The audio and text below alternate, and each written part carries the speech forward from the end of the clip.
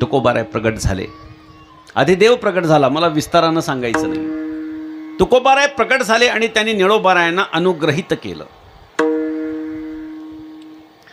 आता निळोबाराय असतील किंवा तुकोबारायांच्या शिष्या बहिणाबाई असतील, यांनी काय केलंय? आपले सद्गुरू तुकोबाराय यांनी ज्या पद्धतीनं आपल्या पूर्वसुरींचं वर्णन केलंय, त्याच पद्धतीचं वर्णन हे निळोबारायांनी केलेलं आपण पाहू शकतो. हे बहिणाबाईंनी केलेलं आपण पाहू शकतो. आपल्याला सर्वांना एक अभंग माहिती आहे, संत कृपा झाली इमारत फळाली. तसंच झालंय की संत कृपा झाली इमारत फळाली. संतांची कृपा झाली आणि म्हणून इमारत फळाला आलेली आहे. कोणतीही गोष्ट ही कृपेशिवाय नाही आहे. ज्ञानदेवे रचिला पाया उभारिले देवालया, नामातयाचा किंकर तेने केला हा विस्तार. जनार्दन एकनाथ खांब दिला भागवत, तुका झाला से कळस भजन करा सावकाश. बहिणाबाईंनी केलेला हा जो अभंग आहे, याच्यामध्ये आपल्या आधी होऊन गेलेल्या साधू संतांचं वर्णन विस्तृत प्रमाणामध्ये केलेलं आहे, यथोक्त वर्णन केलेलं आहे. काय कारण आहे? बरं, निळोबारायांनी सुद्धा जेवढ्या मोठ्या प्रमाणामध्ये एकनाथ महाराजांचं वर्णन केलं तेवढं इतर कोणत्याही संतांचं पाहायला मिळत नाही. त्या खालोखाल तुका विप्र महाराज म्हणून एकनाथ महाराजांच्या शिष्य परंपरेमध्ये होऊन गेले, त्यांनी केलेलं वर्णन आहे. एखादा महात्मा दुसऱ्या महात्म्याचं वर्णन करतो, हेच तर वारकरी संप्रदायाचं वैशिष्ट्य आहे. आज एक माणूस दुसऱ्या माणसाचं वर्णन करत नाही, जाऊ द्या, एक माणूस जाऊ द्या, वारकरी संप्रदायाचा विचार केला तर एक महाराज दुसऱ्या महाराजांचं नाही होत. कारण का?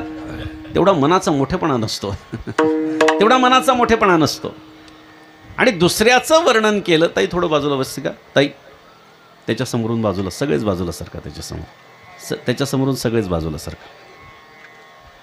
तुम्ही पण काका बाजूला सरका, त्याच्या समोरून बाजूला सरका.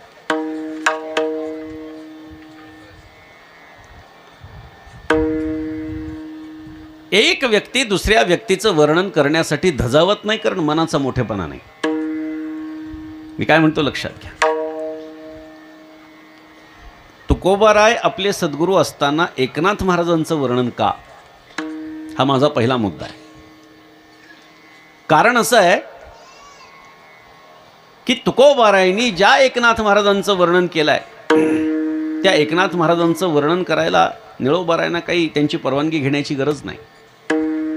जसं नामदेवरायांनी ज्ञानोबारायांचा उल्लेख केलेला आहे, तत्कालीन सगळ्या संतांनी वर्णन केलंय. एकनाथ महाराजांनी मोठ्या प्रमाणामध्ये ज्ञानोबारायांचं वर्णन केलंय, नामदेवरायांचं वर्णन केलंय. म्हणजे आपल्या आधी होऊन गेलेल्या सगळ्या संतांचं वर्णन हे एकनाथ महाराजांनी केलेलं आहे.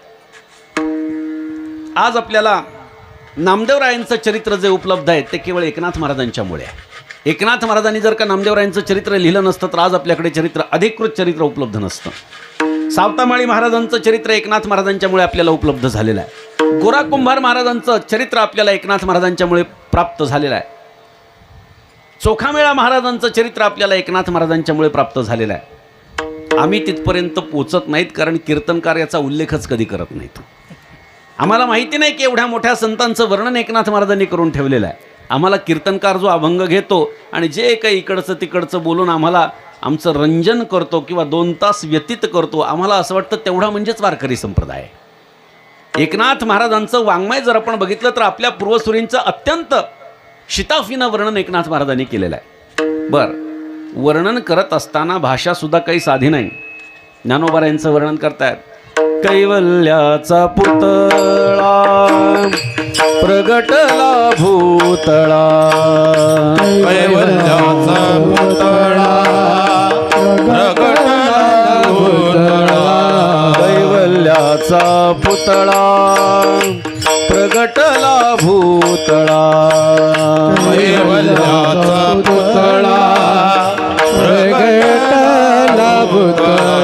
चैतन्याचा जिव्हाळा ज्ञानोबा माझा, ज्ञानोबा माझा, चैतन्याचा जिव्हाळा ज्ञानोबा माझा, ज्ञानोबा माझा, चैतन्याचा जिव्हाळा ज्ञानोबा माझा, ज्ञानोबा माझा, चैतन्याचा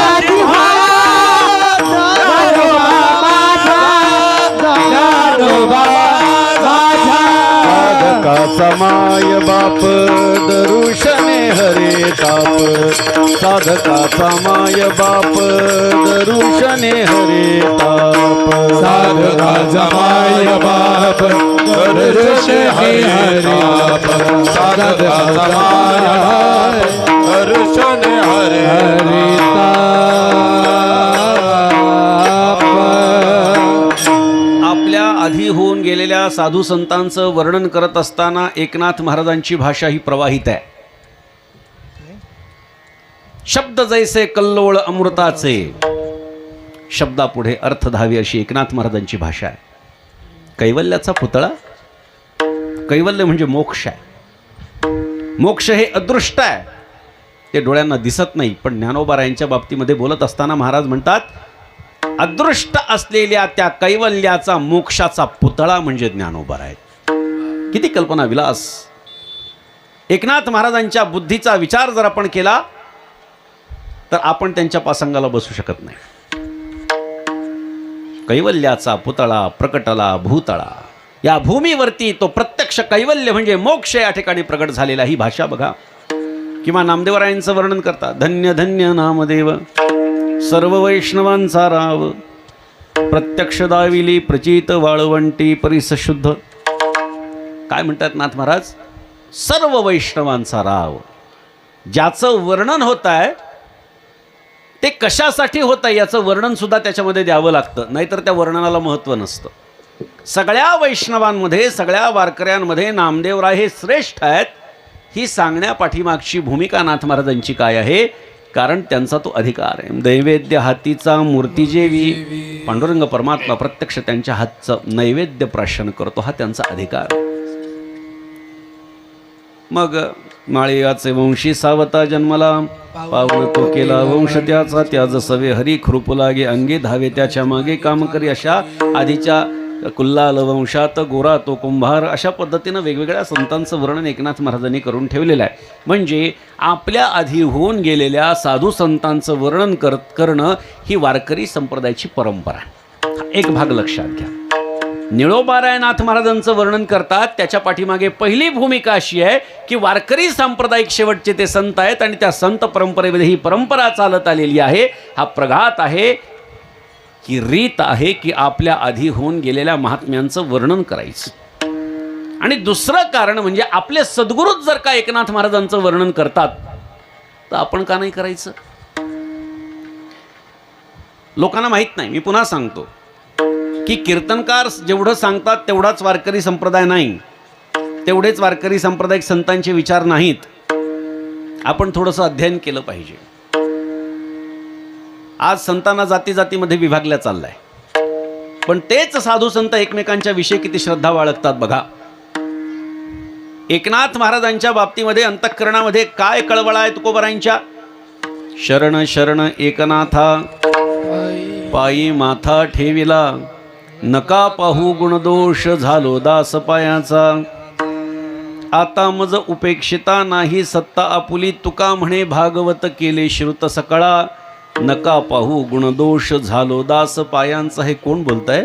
जगद्गुरु तुकोबाराय. कोणाच्या विषयी बोलतायत? शांतीब्रह्म एकनाथ महाराजांच्या बद्दल.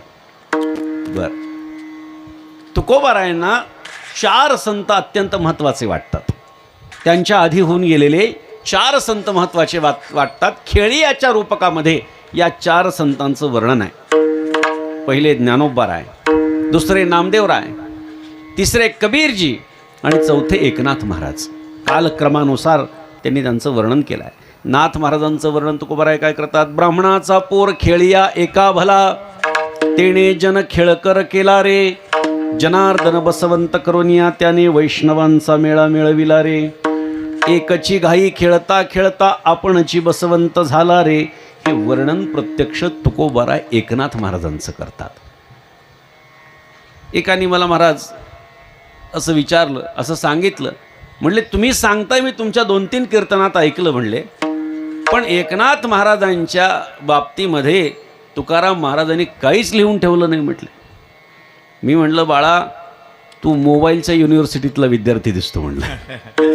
हल्ली काय होतं आहे, कोणती गोष्ट बघायची. आता कीर्तनकारांनी कीर्तन अभंग घेतल्यानंतर साहजिकच पाठ सगळेच अभंग नसतात, मग लगेच मोबाईलमध्ये सर्च केलं जातं, मग त्याच्यामध्ये काय कुठला अभंग आहे काय नाही घेतलं जातं. त्या पठ्ठ्याने शोधलं एकनाथ. आता एकनाथाचा उल्लेख जर शरण शरण एकनाथामध्ये सोडला तर बरं त्याच्यातही सगळे अभंग असतात का? नाही. नाथ महाराजांचे 4000च्या वर अभंग आहेत, पण तुम्ही शोधा नाथ महाराजांचे तुम्हाला 4000 अभंग दिसणार नाहीत, 2-2.5 हजार अभंग दिसतात. मग त्याच्यात नाही म्हणजे नाही असं नाही आहे. त्याला सांगितलं बाबा तुकोबारायांचं एकनाथ महाराजांच्या संबंधानं आवडतं नामाभिधान म्हणजे एकोबा. आपण नेहमी म्हणतो एकोबाची ऋण फेडी ऋषिकेशी अंबरीशीचे सोशी गर्भवास. एकोबाचं ऋण ऋषिकेशीनं फेडलेलं आहे म्हणजे एकनाथ महाराजांचं ऋण फेडलेलं आहे. हे कोणाचं वर्णन आहे? नाथ महाराजांचं. ब्राह्मणाचा पोर खेळिया एका भला. एका म्हणजे कोण आहे? एकनाथ महाराज आहेत. अजून सांगू? जीवीच्या जीवना जीवीच्या जीवना जीवीच्या जीवना जीवीच्या जीवना एका जनार्दना एका जनार्दना एका जनार्दना एका जनार्दना एका जनार्दना एका जनार्दना. किती श्रद्धा आहे तुकोबारायांच्या अंतःकरणात एकनाथ महाराजांच्या संबंधानं. ते म्हणतात माझ्या जीवाचा जीव जर कोणी असेल तर ते एकनाथ महाराज. ही भूमिका लक्षात घ्या. ही साधी भूमिका नाही आहे. संतांना जाती जातीमध्ये वाटणाऱ्या लोकांनी हे बघावं की वारकरी संप्रदायामध्ये आपल्या आधी होऊन गेलेल्या संत महात्म्यांच्या दृष्टीनं किती श्रद्धा आहे, किती प्रेम आहे, किती आपुलकी आहे. आणि त्यामुळे एक परंपरा चालत आली. आधीच्या संतांचं वर्णन करायचं म्हणून तर निळोबाराय वर्णन करतातच. आपले सद्गुरू तुकोबाराय हे नाथ महाराजांचं वर्णन करतात म्हणून तर निळोबाराय वर्णन करतातच. पण तिसरं महत्त्वाचं कारण असं आहे की निळोबाराय हे पैठणचे महिन्याचे वारकरी होते. हे बऱ्याच लोकांना माहिती नाही. आपल्याकडे काही ठिकाणी असं समजलं जातं पंढरपूरची वारी म्हणजे शुद्ध वारी आणि वद्यवारी आळंदीची, असं आपल्याकडे सहसा समजल्या जातं. पण आता तुम्ही जरी मराठवाड्यातले असले तरी आता मला दुर्दैवाने म्हणावं लागतं की आमच्या मराठवाड्यात. त्याचं कारण असं आहे की तुम्ही जरी मराठवाड्यातले असले तरी आपल्यापैकी किती जण पैठणला येतात मला जरा शंकाच आहे. मॅडमची भूमिका कशामुळे हे इथे घेण्याची आणि एवढ्या लोकांना बोलवण्याची आमच्या गरज काय? एकनाथ महाराज काय इथे कळावं ही त्यांची भूमिका आहे. मराठवाड्यामध्ये किंवा वारकरी संप्रदायाचा एकूण जर विचार केला तर पैठणची वारी ही वारकरी संप्रदायातली दुसऱ्या क्रमांकाची मोठी वारी आहे. आषाढी एकादशीला वारकरी संप्रदायामध्ये सर्वात जास्त प्रमाणामध्ये 12-13 लाख वारकरी जमतात. आणि त्या खालोखाल जर का अख्ख्या वारकरी संप्रदायात, अख्ख्या विश्वाच्या वारकरी संप्रदायामध्ये मोठा सोहळा जर कुठे भरत असेल तर तो एकनाथ षष्ठीचा सोहळा. 7 ते 8 लाख वारकरी पैठणला येतात. ही साधी गोष्ट नाही, लक्षात ठेवा. आणि संतांच्या समाधी सोहळ्याचा जर विचार केला तर पैठणची वारी क्रमांक 1ची वारी आहे. एवढं नाथ महाराजांचं ऐश्वर्य आहे. लक्षात घ्या, आजही तुकोबारायांचे वंशज, ज्याला विद्यावंश किंवा मांसवंश असे 2 प्रकार सांगितलेले आहेत, वास्कर आणि देहूकर. 4 दिवस आधी बीज असते देहूला. पण त्यातल्या काही परंपरेची माणसं देहूला थांबत नाहीत पण पैठणच्या वारीला येतात नाथषष्ठीच्या. आजही त्यांचे फड लागलेले आहेत. देवकरांचा फड आहे, वास्करांचा फड आहे, त्यांचे अनेक भागही झालेले आहेत. अर्थात हे का सांगतोय मी? कारण तुकोबाराय हे पैठणची वारी करत होते नाथषष्ठीची. आणि ती परंपरा त्यांच्या त्या फड परंपरेतल्या लोकांनी चालू ठेवली.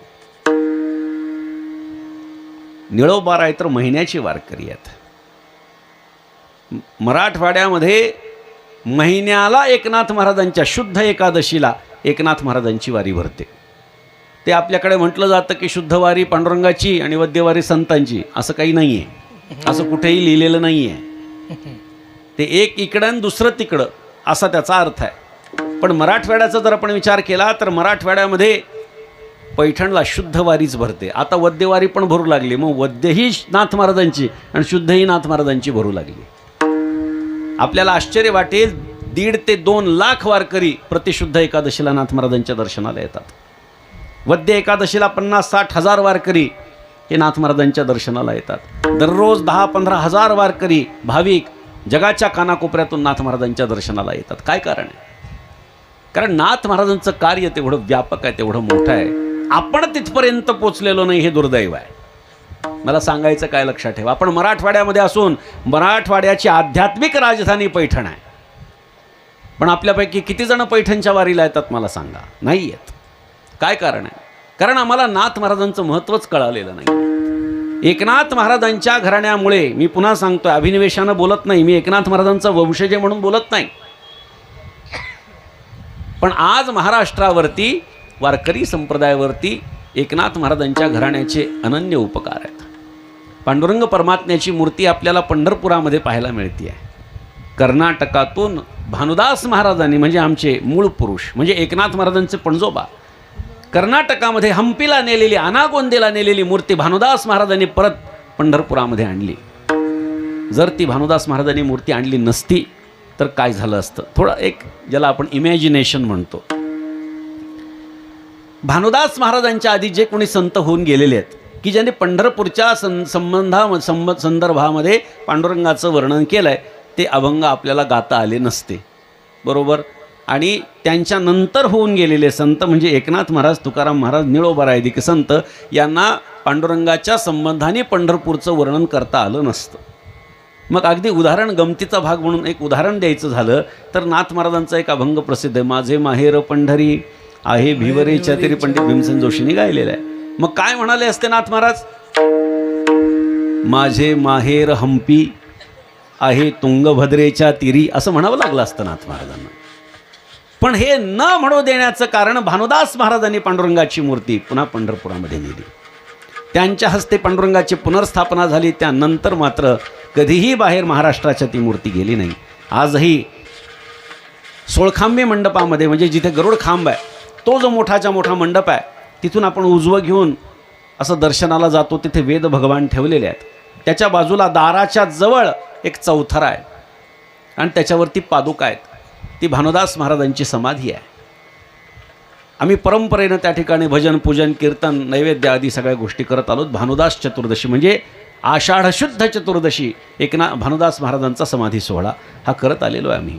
हे सांगण्याचं तात्पर्य काय? जर भानुदास महाराज नसते तर पांडुरंगाच्या दर्शनाला आपल्याला कर्नाटकात हंपीला जावं लागलं असतं. तुम्हाला थोडं सोपं झालं असतं, तुम्हाला थोडं कर्नाटक जवळ आहे म्हणून सोपं झालं असतं, पण बाकीच्या वारकऱ्यांचं काय झालं असतं याचा विचार करा.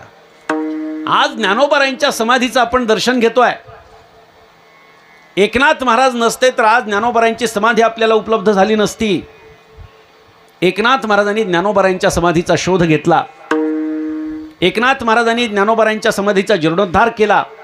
आज ज्या चौथऱ्यावरती आपण ज्ञानोबारायांची समाधी म्हणून डोकं टेकवतो, तो एकनाथ महाराजांनी बांधलेला भाग आहे. मूळ गाभारा एकनाथ महाराजांनी बांधला.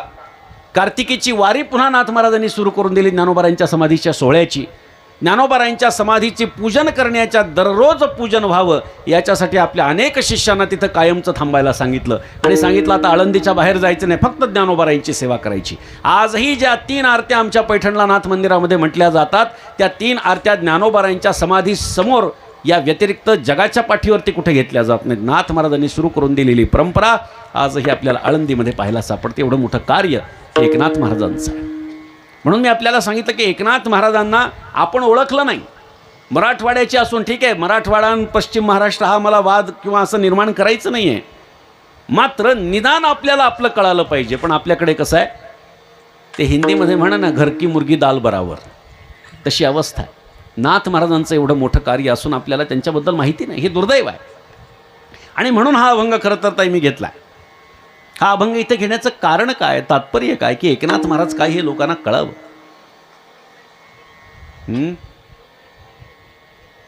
2 वेळा भागीरथी ना, हां, नाथ महाराजांच्या चरण सांगतो की आता तो विषय आहेच आहे, नाथ महाराजांवरच बोलायचं आहे आज, दुसरं काहीच नाही. त्यांनाही बरीच माहिती आहे, त्यामुळे पैठणला असल्यामुळे त्यांना सगळ्या गोष्टी माहिती आहेत नाथ महाराजांच्या, आणि म्हणून प्रचंड श्रद्धा आहे त्यांची. एकनाथ महाराजांच्या पैठणच्या महिन्याच्या वारी केल्यामुळे निळोबारायांच्या अंतःकरणात एकनाथ महाराजांच्या विषयी प्रचंड श्रद्धा आहे. आणि म्हणून निळोबाराय हे एकनाथ महाराजांचं वर्णन करतात. एक गोष्ट लक्षात घ्या, एक गोष्ट लक्षात घ्या. निळोबाराय ज्यावेळी नाथ महाराजांचं वर्णन करतात त्यावेळी वर्णन करणारं कोण आहे आणि वर्णन कोणाचं होत आहे याला खूप महत्त्व आहे. कोणीही जेव्हा कोणाचं वर्णन करतं तेव्हा ते वर्णन कशासाठी होतं याचं काही चिंतन आहे.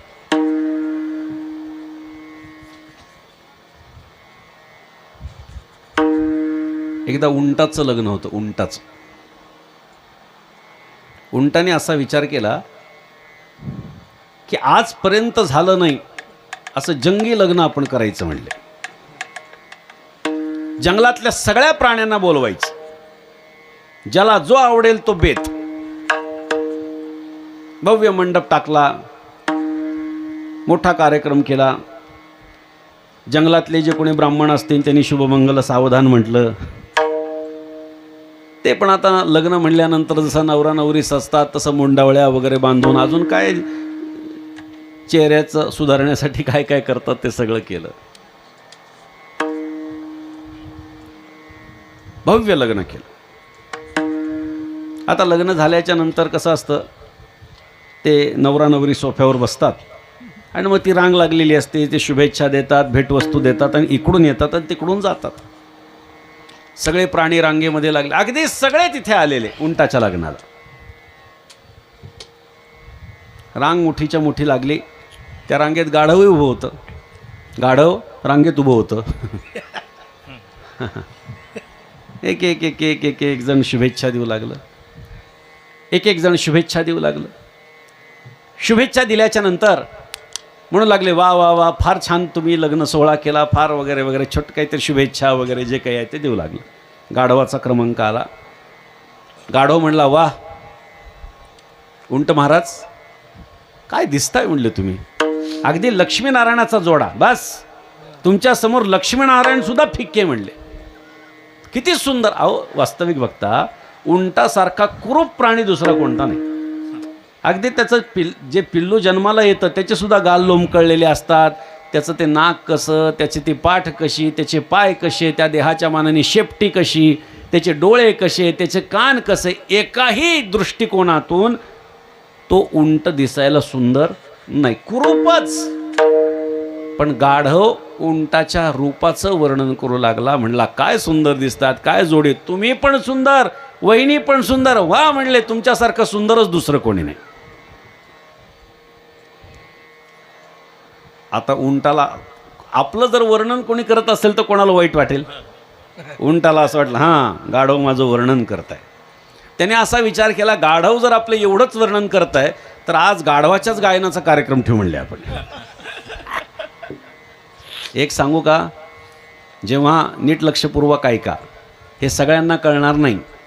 जेव्हा गाढव उंटाच्या रूपाचं वर्णन करतो, जेव्हा गाढव उंटाचं वर्णन करतो, तेव्हा उंट गाढवाला कार्यक्रम देत असतो.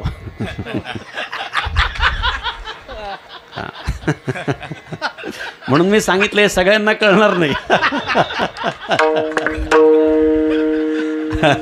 ऐसा विरळा एखादा. असं आहे. आता गाढवाचं गाणं सुरू झालं. गाढवाचे काय 7 सूर आहेत का हो? 2च सूर, हा आणि ऊ, हा ऊ, हा ऊ, सुरू झालं त्याचं. आता हा उंट विचार करू लागला. म्हटलं, आपलं एवढं जर यांनी वर्णन केलंय रूपाचं, आपल्या दिसण्याचं जर एवढं त्यांनी वर्णन केलंय, तर आपल्याला गाढवाच्या गायनाचं वर्णन करावं लागेल. मग आता उंट म्हणू लागला, वाह गाढव महाराज, काय तान मारली, आहा काय हरकत, काय मुरकी, वा काय समयवर आला तुम्ही, वा वा वा, तुमच्यासारखा आवाज जगात मी कोणाचा ऐकला नाही. उंट दिसायला चांगला नाही, गाढव त्याच्या रूपाचं वर्णन करतो. गाढवाचा आवाज चांगला नाही, उंट त्याच्या आवाजाचं वर्णन करतो. उष्ट्राणाम विवाहेषु गीतम गायन्ति गर्दभः परस्परम प्रशंसन्तम अहो रूपम अहो ध्वनी. उंटाचं रूप चांगलं नाही पण गाढव त्याच्या रूपाचं वर्णन करतोय, गाढवाचा आवाज चांगला नाही पण उंट त्याच्या आवाजाचं वर्णन करतोय. काय उपयोग आहे? वर्णन कोण करताय आणि वर्णन कोणाचं होतंय याला अत्यंत महत्त्व आहे. त्यामुळे इथे वर्णन करणारे निळोबाराय आहेत आणि वर्णन होतंय ते एकनाथ महाराज आहेत. निळोबारायांचा अधिकार तुकोबाराय ज्यांच्यासाठी वैकुंठातून खाली येतात, साधा अधिकार नाही. लक्षात घ्या, वारकरी संप्रदायाचे शेवटचे संत म्हणून जरी त्यांना गणलेलं असलं तरी त्यांच्यासारखा महापुरुष, त्यांचं लिखाण बघा, त्यांच्या गवळणी बघा, म्हणजे आपल्याला लक्षात येते की किती उच्च पदावरती निळोबारायांचा अधिकार आहे. पण ते निळोबाराय वर्णन करतात याचा विचार आपल्याला करावा लागेल. बरं, वर्णन कोणाचं होत आहे? एकनाथ महाराजांचं होत आहे. मी एकनाथ महाराजांच्या संदर्भामध्ये ज्या काही गोष्टी सांगितल्या त्यापैकी अनेक गोष्टी आपल्याला पाहता येतील, पुढे सुद्धा आपल्याला पाहायचं. पण एकनाथ महाराजांचं वर्णन करण्यासारखं एकनाथ महाराजांचं काय आहे? इतर कोणत्याही संतांच्याकडे ज्या गोष्टी आपल्याला पाहायला मिळत नाहीत त्या सगळ्या गोष्टी आपल्याला एकनाथ महाराजांमध्ये पाहायला मिळतात. माणसाकडे जेव्हा श्रीमंती येते ना तेव्हा तो परमार्थापासून दूर जात असतो. अशी अनेक उदाहरणं आपण पाहतो. आणि पैसा असून जो परमार्थ करतो लोक त्याचं कौतुक करतात. जगाचा नियम आहे, रीत आहे जगाची. ज्याच्याकडे पैसा आहे तो तर एकतर परमार्थाकडे पूर्णतः वळत नाही आणि जर पूर्ण परमार्थाकडे तो जर वळला तर लोक त्याचं कौतुक करतात. गरिबाचं कौतुक वर्णन कोणीही करत नाही. बरोबर? आपल्या चिंचोलीतून अमुक एक वारकरी पंढरपूरच्या दिशेने रवाना, अशी काही बातमी येईल का मला सांगा? का? सामान्य वारकरी तुम्ही आम्ही. बरं, आणि जर असं झालं, उदाहरणार्थ असं जर झालं की भारतातले सर्वोच्च 2 श्रीमंत अडाणी आणि अंबानी यांनी असा विचार केला बाकीचं सगळं काम सोडून द्यायचं आणि यावर्षी नाथ महाराजांच्या पालखीबरोबर 18 दिवस आपण पायी चालायचं, असं जर ठरवलं तर काय होईल? अहो, नाथ महाराज ठेवतील हे पत्रकार बाजूला. आज साहेबांनी टपरीवर चहा पिला, आज गळ्यात टाळ घेतला. म्हणजे मला सांगायचं काय, मोठ्या लोकांचं कौतुक होतं. ज्याच्याकडे पैसा आहे ना त्यांनी जर परमार्थ केला तर त्याचं कौतुक होत असतं. आणि जो छोटा समजला जातो कधी कधी तोही चांगलं करत असतो. म्हणजे एखाद्याने 50 वाऱ्या केल्या तर त्याचं कधी वर्णन येणार नाही, बातमी येणार नाही की यांनी 50 वाऱ्या केल्या, नाही. पण एखादा माणूस अगदीच चालला. आता आपल्याकडे नेते असतात, पुण्यामध्ये समजा पालख्या आल्या ज्ञानोबारायांच्या तुकोबारायांच्या, ते आपल्या गळ्यात टाळ घेतात, वेडवाकडं काहीतरी वाजवतात की त्यांचीच बातमी की अमुक एक मंत्री आले आणि त्यांनी काय केलं, सहभाग घेतला. मोठ्या लोकांनी छोटीशी गोष्ट केली तरी मोठी समजली जाते आणि छोट्या लोकांनी कितीही मोठ्या गोष्टी करा त्याला किंमत नाही. हिंदीत फार सुंदर वाक्य महाराज, तर ऐका. बडे की तो होत बडाई, छोटे की करे न कोई. फार सुंदर वाक्य आहे. बडे की तो होत बडाई, छोटे की करे न कोई. हनुमान कितने गिरे उठाए, गिरधर कहे न कोई. हनुमंताने आपला डोंगर उचलू परेशान, पण त्याला कोणी गिरिधर म्हटलं नाही. आणि कृष्णाने फक्त एकदाच करंगळीवरती तो पर्वत उचलला की त्याचं नाव लगे गिरिधर झालं. मोठ्या लोकांचं मोठेपण असतं, लक्षात ठेवा. म्हणून छोट्या लोकांनी केलेलं कर्म आणि मोठ्या लोकांनी केलेलं कर्म याच्यात कायम भेद असतो, ही गोष्ट आपण लक्षात घ्या. नाथ महाराजांचं एवढं वर्णन होण्याचं कारण काय? वारकरी संप्रदायातले सर्वात श्रीमंत आहेत एकनाथ महाराज. जमीन 3-4 हजार एकरचे मालक आजही. मॅडमनी त्याच्यातले बऱ्याच सोडवल्यात. 3-4 हजार एकर, बरोबर आहे ना ताई? कशाची कमतरता आहे? अजिबात नाही. जो येईल तो रिकाम्या हाताने कधी जात नाही. आजही लोकांनी कीर्तन प्रवचनाला यावं याच्यासाठी नाथ महाराज रोज शेरभर साखर द्यायची. रोज त्या साखरेच्या आशेनं लोक यायचे. एवढा अधिकार. मी 2-3 ठिकाणी या गोष्टीच्या संदर्भात थोडासा उल्लेख केलेला आहे. आता तुम्ही बघितलं पत्रिकेवरती 4 वंशजच. आमच्या फाटा खूप मोठा आहे, गावकी ज्याला म्हणतात, ती मोठी आहे. एकनाथ महाराजांच्यापासून माझी 14वी पिढी आहे. एक उदाहरण बघा. एका माणसाकडे 100 एकर जमीन आहे. त्याला 2 मुलं झाली. वाटण्या झाल्या. किती 50. बोला, थोडं मोकळं बोला, तुमचं गणित बघू द्या जरा कसं आहे. 50. त्यांना 2-2 मुलं झाली. वाटण्या झाल्या हा शब्द आता गृहीत धरा. त्यांना 2-2 मुलं झाली. 25-25. त्यांना 2-2 मुलं झाली. बोला पटपट. त्यांना 2-2 मुलं झाली. त्यांना 2-2 मुलं झाली. 3 पकडा. त्यांना 2-2 मुलं झाली. त्यांना 2-2 मुलं झाली. 7 पिढ्यांपूर्वी ज्याच्या मालकीची 100 एकर जमीन होती, 7 पिढ्यांनंतर त्याच्या वंशजांना 1-1 एकर सुद्धा मिळाली नाही, तरी 2-2च मुलं पकडलेत, म्हणून तरी 7 पिढ्या झाल्यात. आता गणित करा. पैठणमध्ये आमचे बरेच वाडे आहेत. मग कुठं हत्ती बांधण्याची जागा, कुठे घोडे बांधण्याची जागा, कुठे गाई बांधण्याची जागा, कुठे चारा ठेवण्याचा वाडा वगैरे असे बरेचसे वाडे आहेत. त्या वाड्यांबद्दल मी बोलत नाही. आम्ही जिथे राहतो, फक्त आम्ही जिथे राहतो त्याच्याबद्दल बोलतो आहे. 14 पिढ्यानंतर बरं का, 14 पिढ्यानंतर वैयक्तिक आमच्या वाट्याला आलेला जो वाडा आहे हा 24 खोल्या आणि 13 जिन्यांचा आहे. 14 पिढ्यानंतर जर का आमचं एवढं, तर नाथ महाराजांचं केवढं. विठ्ठल विठ्ठल.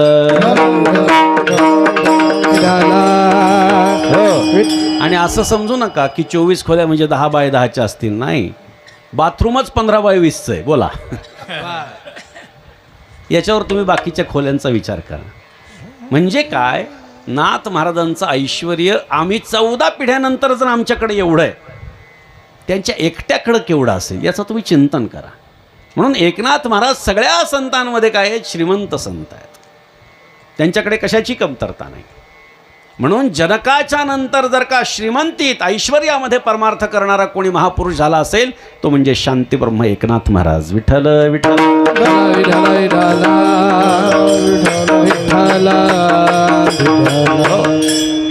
अधिकार काय?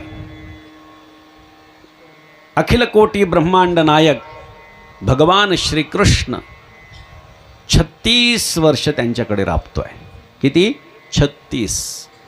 पहिले 12 वर्ष विठ्ठल हे नाम धारण करून कीर्तनामध्ये टाळ घेऊन उभा राहून सेवा करायची. पुढचे 12 वर्ष केशव हे नाम धारण करून एकनाथ महाराजांना देवपूजेत मदत करायची. सहाणेवरती चंदन उगाळायचं, फुले आणून द्यायची, भगवंताची वस्त्र धुवायची. आणि त्याच्या पुढचे 12 वर्ष श्रीखंड्या हे नाम धारण करून रांजणामध्ये पाणी भरण्याची सेवा करायची. द्वारकेची मूर्ती एकनाथा घरी, पाणी वाहे हरी कावडीने, श्रीखंड्या चंदन उगाळोनी करी, श्रीखंड्या चंदन उगाळोनी करी, श्रीखंड्या चंदन उगाळोनी करी, श्रीखंड्या चंदन उगाळोनी करी, श्रीखंड्या चंदन उगाळोनी करी, श्रीखंड्या चंदन उगाळोनी करी, श्रीखंड्या चंदन उगाळोनी करी, श्रीखंड्या चंदन उगाळोनी करी. वस्त्र गंगा तीरी धुत से, वस्त्र गंगा तीरी धुत से, श्रीखंड्या चंदन उगाळोनी करी, श्रीखंड्या चंदन उगाळोनी करी. वस्त्र गंगा तीरी धुत से, वस्त्र गंगा तीरी धुत से, श्रीखंड्या चंदन उगाळोनी करी, श्रीखंड्या चंदन उगाळोनी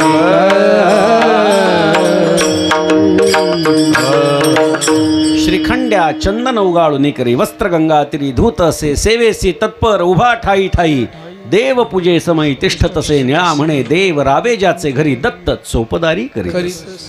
हा नाथ महाराजांचा अधिकार आहे. प्रत्यक्ष भगवंतानं आणि अनेक प्रमाणात येतात. निळा काय म्हणतात नाथ महाराजांच्या आरतीमध्ये, कावडीने पाणी ज्या घरी चक्रपाणी वाहे, अनन्य भक्ती भावे निळा बंदी त्यांची पाये, असं वर्णन निळोबराने एकनाथ महाराजांच्या आरतीमध्ये केलेलं आहे.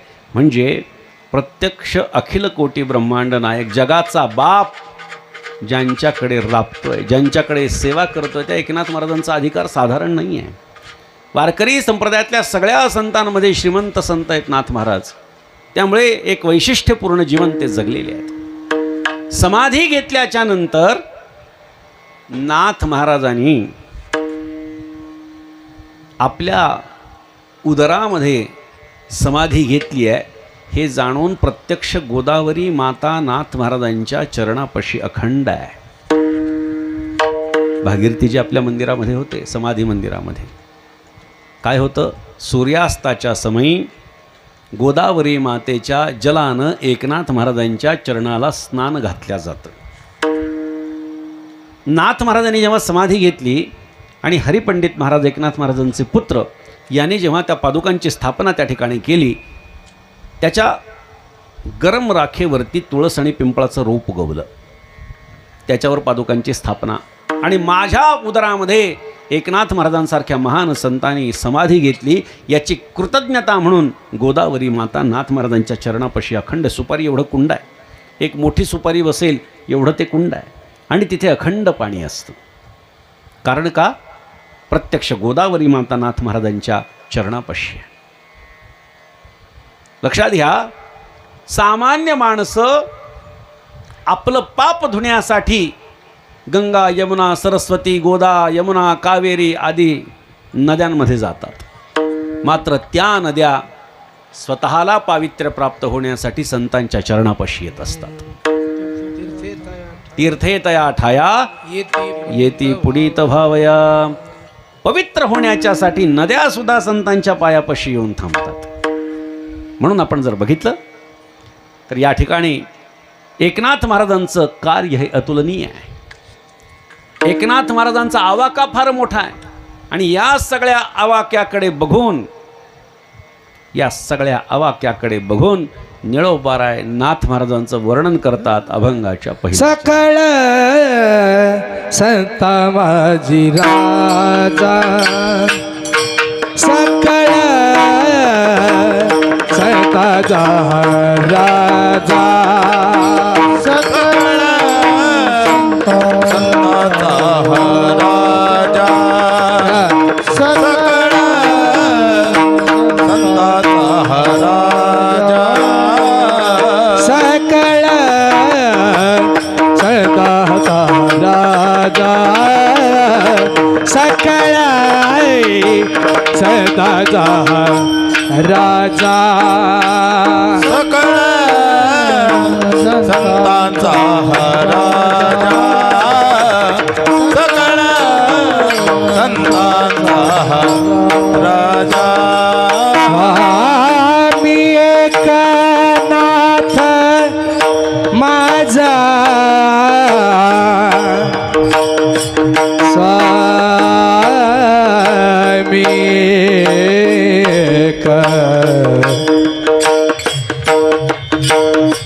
एकनाथ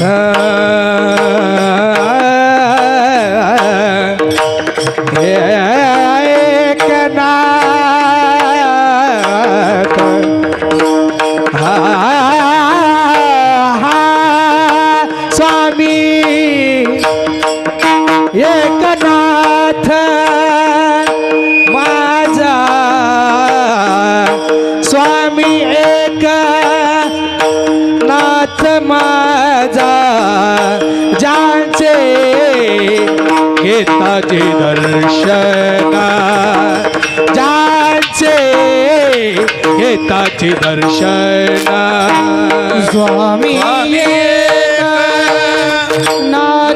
माझा, स्वामी एकनाथ माझा, ज्यांचे घेतात दर्शन, ज्यांचे घेतात दर्शन.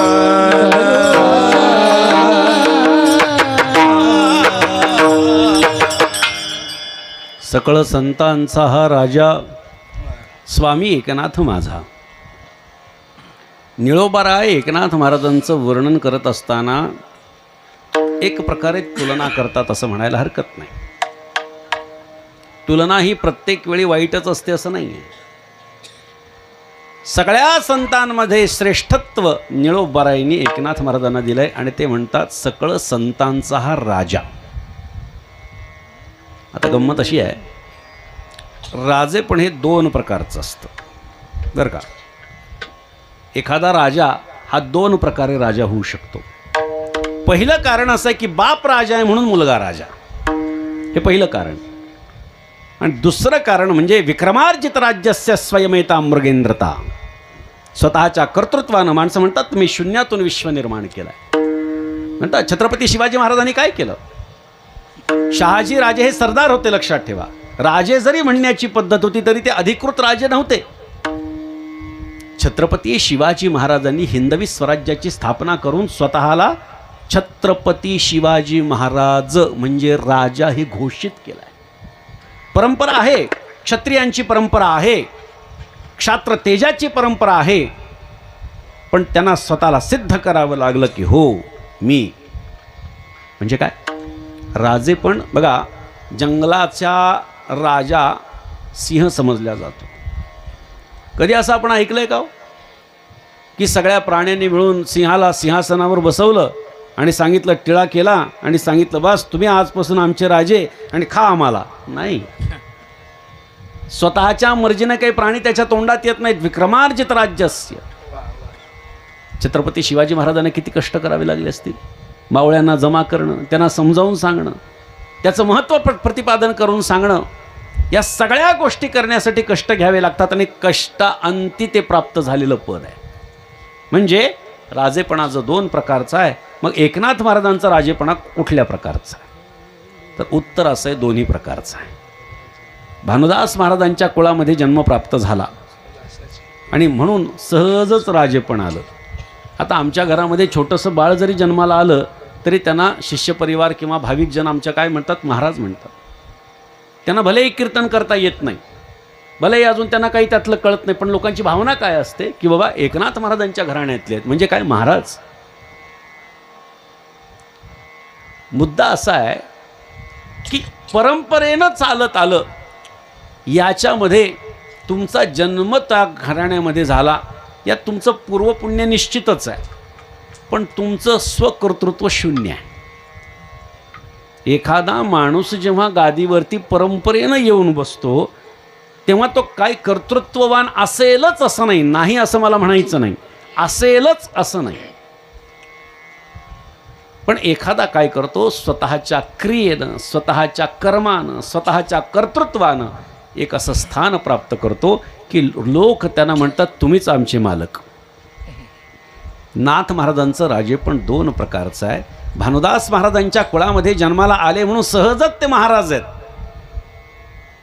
आत्तापर्यंत आमच्या आजोबांपर्यंत, वैकुंठवासी भैयासाहेब महाराजांपर्यंत ताईंना माहिती आहे, त्यांच्या नावापुढे उपाधी लागायची श्रीमंत राजे भैयासाहेब महाराज. आमच्या अनेक जुन्या कागदपत्रांवरती अजूनही तो उल्लेख आहे, श्रीमंत राजे. काय कारण आहे, हे राजे पण आहे. आमचं घराणं संतांचं जरी असलं तरी सरदारांचंही घराणं आहे आमचं. पेशव्यांच्या 7 सरदारांमध्ये आमच्या पूर्वजांचं नाव आलेलं आहे.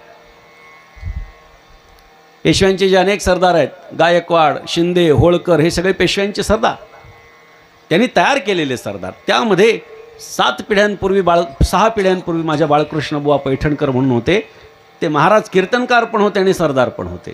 ही एक कुळ परंपरा आमच्याकडे चालत आलेली आहे.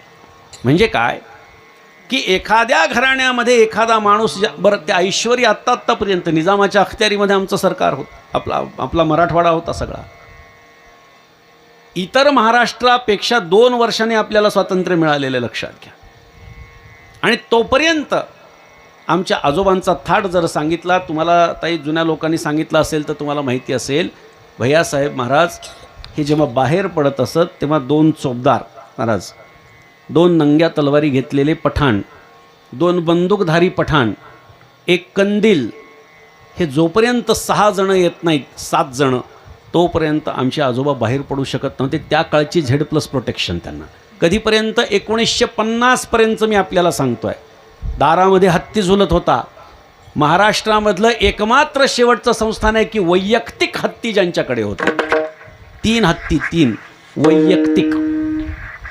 बर, त्यांना जेव्हा जेवण करायचं असत ना तेव्हा सेवकांना आधी खाऊ घालायचे आणि त्यांना जर तासभरात काही नाही झालं तर मग आमच्या आजोबांनी जेवण करायचं. याला Z+ सिक्युरिटी म्हणतात त्या काळातली.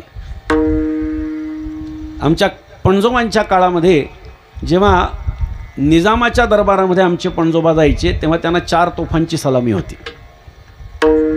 वाढवी महत्त्व वडिलांचे असं समजू नका, किंवा वडिलांची कीर्ती सांगणारा मूर्ख या पद्धतीनं मी आपल्याला सांगत नाही. मी नाथ महाराजांचं वैभव सांगतोय, माझं काही सांगत नाही. की नाथ महाराजांचं माझं म्हणणे आत्ता जरी एवढं आहे तर तेव्हा काय असेल याचं चिंतन तुम्ही करा.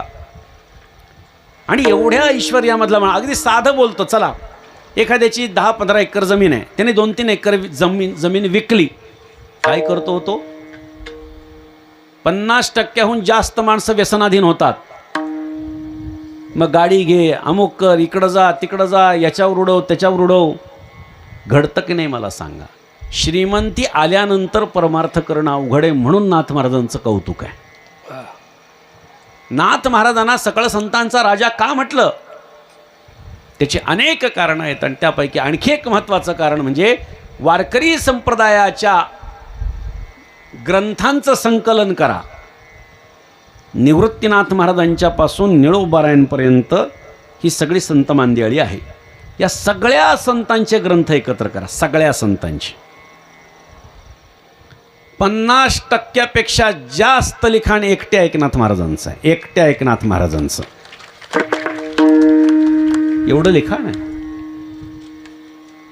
ज्ञानेश्वरीच्या दुप्पट एकनाथी भागवत, एकनाथी भागवताच्या दुप्पट भावार्थ रामायण, म्हणजे 18,000 ओव्यांचं एकनाथी भागवत, 36,000 ओव्यांचं भावार्थ रामायण. वारकरी संप्रदायातला सर्वात मोठा ग्रंथ, जो आपल्या गावामध्ये चिंचोलीमध्ये भावार्थ रामायणाची कथा चालते. लक्ष्मण शक्ती या ठिकाणी मला सांगितलं, या ठिकाणी कोणीतरी, की आमच्या गावामध्ये रामायण चालतं. रामायण चालतं म्हणजे कोणतं रामायण? भावार्थ रामायण, एकनाथ महाराजांचं रामायण चालतं. ते वारकरी संप्रदायातला तो सर्वात मोठा ग्रंथ आहे, सर्वात मोठा ग्रंथ आहे. 36,000 ओव्यांचा. 42 ओव्यांचा सर्वात छोटा ग्रंथ चिरंजीवपद एकनाथ महाराजांचं, 42 ओव्या. आनंदलहरी, स्वात्मसुख, शुकाष्टक, हस्तामलक, चतुश्लोकी भागवत, रुक्मिणी स्वयंवर, 4,000 अभंगांची गाथा, हरिपाठ, ब्रिदावळी, भारूड, प्रचंड ग्रंथ संपदा आहे. संतांची चरित्र, पौराणिक कथानक, अशा दृष्टीनं विचार केला तर नाथ महाराजांची ग्रंथ संपदा ही किमान 1.5 लाखाच्या घरात जाते. 1.5 लाख. म्हणजे लिखाणाच्या दृष्टीनं विचार केला तर नाथ महाराजांचं इथे पण काय आहे? राजेपण आहे. त्यामुळे निळोबाराय अनेक दृष्टिकोनातून एकनाथ महाराजांचा विचार मांडत असताना बोलतात, सकळ संतांचा हा राजा. राजे 2 पण सांगितले, 2 पद्धतीचे, दोन्हीही पद्धतीचं राजे पण नाथ महाराजांच्याकडे आहे. भानुदास महाराजांच्या कुळामध्ये जन्माला आले म्हणून तर ते महाराज आहेतच, मात्र त्यांनी स्वकर्तृत्वानं हे दाखवून दिलं की मोठेपणा हा केवळ जन्माला त्या कुळामध्ये येऊन चालत नाही. आमच्या कुळामध्ये जन्माला आलेला जर भगवत भक्ती करत नसेल, एकनाथ महाराजांसारख्या पवित्र कुळामध्ये, भानुदास महाराजांसारख्या पवित्र कुळामध्ये जन्माला येऊनही जर कोणी भगवत भक्ती करत नसेल तर त्याच्यासारखा कर्म दरिद्री, कर्म करंटा तोच आहे. कारण लोक म्हणतात, महाराज तुम्ही काय पुण्य केलं असेल की तुम्हाला एकनाथ महाराजांसारख्या मोठ्या कुळामध्ये जन्म प्राप्त झाला? मी तर अभिमानानं सांगतो, आम्ही एका संतांचे वंशज नाहीत, आम्ही 2-2 संतांचे वंशज आहेत. एकनाथ महाराजांचे वंशज आहेत आणि भानुदास महाराजांचे पण वंशज आहेत. काय कारण आहे? निश्चितपणे आमच्या जीवनामध्ये काहीतरी कर्म आमच्याकडनं झालं असेल की त्या योगानं आम्हाला या कुळामध्ये जन्म प्राप्त झाला. लक्षात घ्या, पापाचा परिणाम दुःख आहे आणि पुण्याचा परिणाम सुख आहे.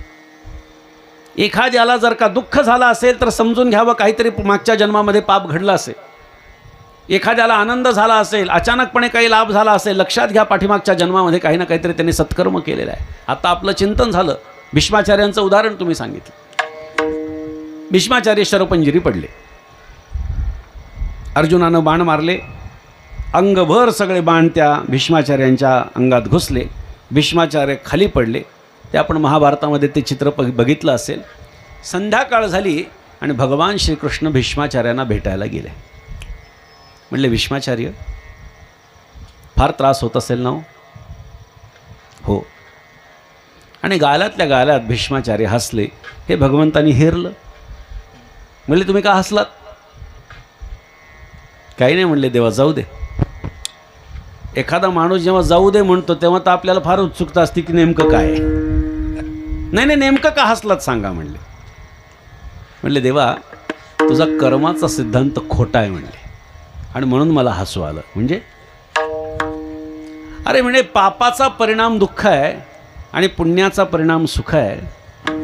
जन्मल्यापासून आजपर्यंत माझ्याकडनं एकही पाप घडलं नाही, आणि तरीसुद्धा माझ्या अंगभर सगळे बाणच बाण आहेत. मला दुःख होतं आहे, खूप दुःख होतं आहे. पाप न करता मला दुःख आहे म्हणले. भगवंतांनी सांगितलं, भीष्माचार्य तुमच्यासारख्या सुज्ञ माणसाने अशा पद्धतीची भाषा वापरणं योग्य वाटत नाही. या जन्माचं फळ याच जन्मात प्रत्येक वेळी मिळतं असं नाही आहे. पाठीमागचा जन्म आठवा. त्रिकालदर्शी होते भीष्माचार्य. मागचा जन्म आठवला. म्हणजे तेव्हा मागच्या जन्मातही माझ्याकडनं काही पाप झालं नाही, तरी मला हे दुःख आहे. म्हणजे तुझा कर्माचा सिद्धांत खोटा आहे. कर्माचा सिद्धांत काय आहे? केले कर्म झाले तेच भोगा आले. आपण जे कर्म करतो तेच आपल्याला भोगून संपवावं लागतं, हा कर्माचा सिद्धांत आहे. भगवंतानं सांगितलं त्याच्या पाठीमागचा जन्म आठवा. असं करता करता 100 जन्म मागे गेले भीष्माचार्य. 100 जन्म. म्हटले देवा 100 जन्मात माझ्याकडनं एकही पाप घडलेलं नाही, तरी माझी अशी अवस्था, म्हणजे तुझा कर्माचा सिद्धांत खोटा आहे. भगवंतानी पुन्हा सांगितलं केले कर्म झाले तेच भोगा आले. त्याच्या पाठीमागचा जन्म आठवा म्हणले. 101वा जन्म आठवला. म्हणले देवा त्या जन्मामध्ये एक घटना घडली म्हणले. काय घडली? त्यावेळी सुद्धा मी राजकुमार होतो.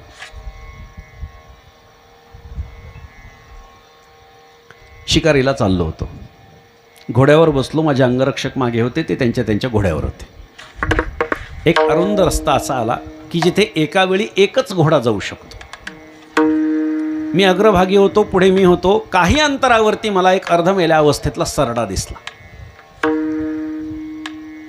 मी असा विचार केला की मला तो सरडा दिसला, माझा घोडा चुकवून मी पुढे जाऊ शकतो, पण माझ्या एखाद्या अंगरक्षकाच्या घोड्याच्या टापेखाली तो येऊन मरेल म्हणून मी थांबलो. वाईट केलं का चांगलं केलं? म्हणजे चांगलं केलं, फार चांगलं केलं म्हणले. म्हणजे तुलाही पाप मिळू दिलं नाही आणि त्यांनाही तुम्ही पाप मिळू दिलं नाही, चांगलं केलं म्हणले. देवाने सांगितलं भीष्माचार्यांना. म्हणले देवा मी खाली उतरलो, बाण घेतला, बाणाच्या टोकावर उचललं आणि बाजूला टाकलं. चांगलं केलं का वाईट केलं? म्हणजे चांगलं केलं. तुम्ही बाण खोचला नाही म्हणले, हे फार चांगलं केलं. हो म्हणले देवा मी असा खोचला असता आणि त्याला बाजूला टाकला असता तर मला हे एवढी बाणं अंगात घुसले हे मी समजू शकलो असतो, पण मी अलगद बाणावरती उचललं आणि बाजूला टाकलं तरी माझी अशी अवस्था. भगवंतांनी पुन्हा तेच सांगितलं केले कर्म झाले त्याची भोग आले. म्हणले देवा सारखं सारखं तेच काय बोलताय? अरे जर मी खोचला असता बाण तर मला हे मान्य होतं, पण मी तसं केलं नाही. भगवान हसले. म्हणले आता शांत बसा, आता माझा ऐका. तुम्ही घोड्याला थांबवलं, तुमच्या घोड्याच्या टापेखाली येऊ दिलं नाही, चांगलं केलं. तुमच्या अंगरक्षकांच्या घोड्याच्या खाली येऊ दिलं नाही, चांगलं केलं. तुम्ही बाण खोचला नाही, बाणावर उचलला आणि बाजूला टाकलं, चांगलं केलं. पण भीष्माचार्य तुम्ही त्या सरड्याला कुठे फेकलं हे तुम्ही पाहिलं नाही म्हणले. काटेरी झुडपावरती ते पडलं आणि सर्वांगाला जे काटे घुसले ते जे पाप आहे ना ते तुम्हाला या जन्मात फेडावं लागतंय. विठ्ठल विठ्ठल जर भीष्माचार्यासारख्या महावैष्णवाला 100 जन्माच्या आधी केलेलं पाप जर का अशा पद्धतीनं भोगून संपवावं लागतंय, येथे माझा काय कोण तो विचार? कोण आहेत तुम्ही? आम्ही जुने कीर्तनकार म्हणायचे दर्या में खसखस. एखाद्या खोल दरीमध्ये खसखशीचा दाणा असावा तेवढा आपलं विश्वाचं अस्तित्व आहे, लक्षात ठेवा. त्यामुळे तुम्ही आम्ही विचार करायचं काही कारण नाही की आपण फार मोठे आहेत, आपण फार साधे आहेत. खरं सांगू का, जो स्वतःला मोठं म्हणतो तो सर्वात लहान असतो, आणि जो स्वतःला लहान म्हणतो तो सर्वात मोठा असतो. मी प्रमाण देतो. ज्ञानोबराय म्हणतात आम्ही झालो ऐसे म्हणे तो काहीच नाही. मी अमुक आहे, मी तमुक आहे असं जर कोणी म्हणत असेल तो काहीच नाही. बरं, आणि जो छोटेपणा घेतो, थोरपणा परहाची सांडीजे, व्युत्पत्ती आघवीच विसरीजे, जै जगा धाकुटे होईजे तै जवळी कमाजी. जगाच्या दृष्टीनं जो लहान होतो ना, भगवंत सांगतो तो माझ्या अत्यंत निकट आहे. म्हणून मोठ्या संतांचं वर्णन करत असताना, एकनाथ महाराजांसारख्या संतांचं वर्णन करत असताना हे यथार्थ वर्णन आहे असं आपल्याला म्हणावं लागतं. कारण एकनाथ महाराजांचं जीवन सर्वार्थानं एखाद्या राजाप्रमाणे, राजाचं मन मोठं असावं लागतं, लक्षात घ्या. राजानं स्वार्थाचा विचार करून चालत नसतो. प्रसंगी प्राणाची आहुती, प्राणाचं बलिदान देण्याची तयारी असावी. ते नाथ महाराजांनी केलेलं आहे. आपल्या सद्गुरूंची ध्यान अवस्था चालू असताना देवगिरी किल्ल्यावरती जेव्हा आक्रमण झालं तेव्हा एकनाथ महाराजांनी सद्गुरूंचं शिरस्त्राण अंगावरती घेतलं, घोड्यावर बसले, सैन्यासह गेले आणि लढाई करून जिंकून आले. लक्षात घ्या, आपल्या वारकरी संप्रदायातला एकमात्र असा संत आहे की जो प्रत्यक्ष लढाईमध्ये सहभागी झाला, जिंकलाही आणि पुन्हा नामानिराळा राहिलाही. जनार्दन स्वामी जेव्हा बाहेर आले तेव्हा ते शिरस्त्राण काढून पुन्हा बाहेर हात जोडून उभे. तिथं राजाने बोलवलं. स्वामींना कळेना का बोलवलं. म्हटले तुम्ही फार महान पराक्रम केला आहे. स्वामींच्या लक्षात आलं की माझं शिरस्त्राण घालून एकनाथानं हे सगळं केलेलं आहे. हा अधिकार आहे नाथ महाराजांचा.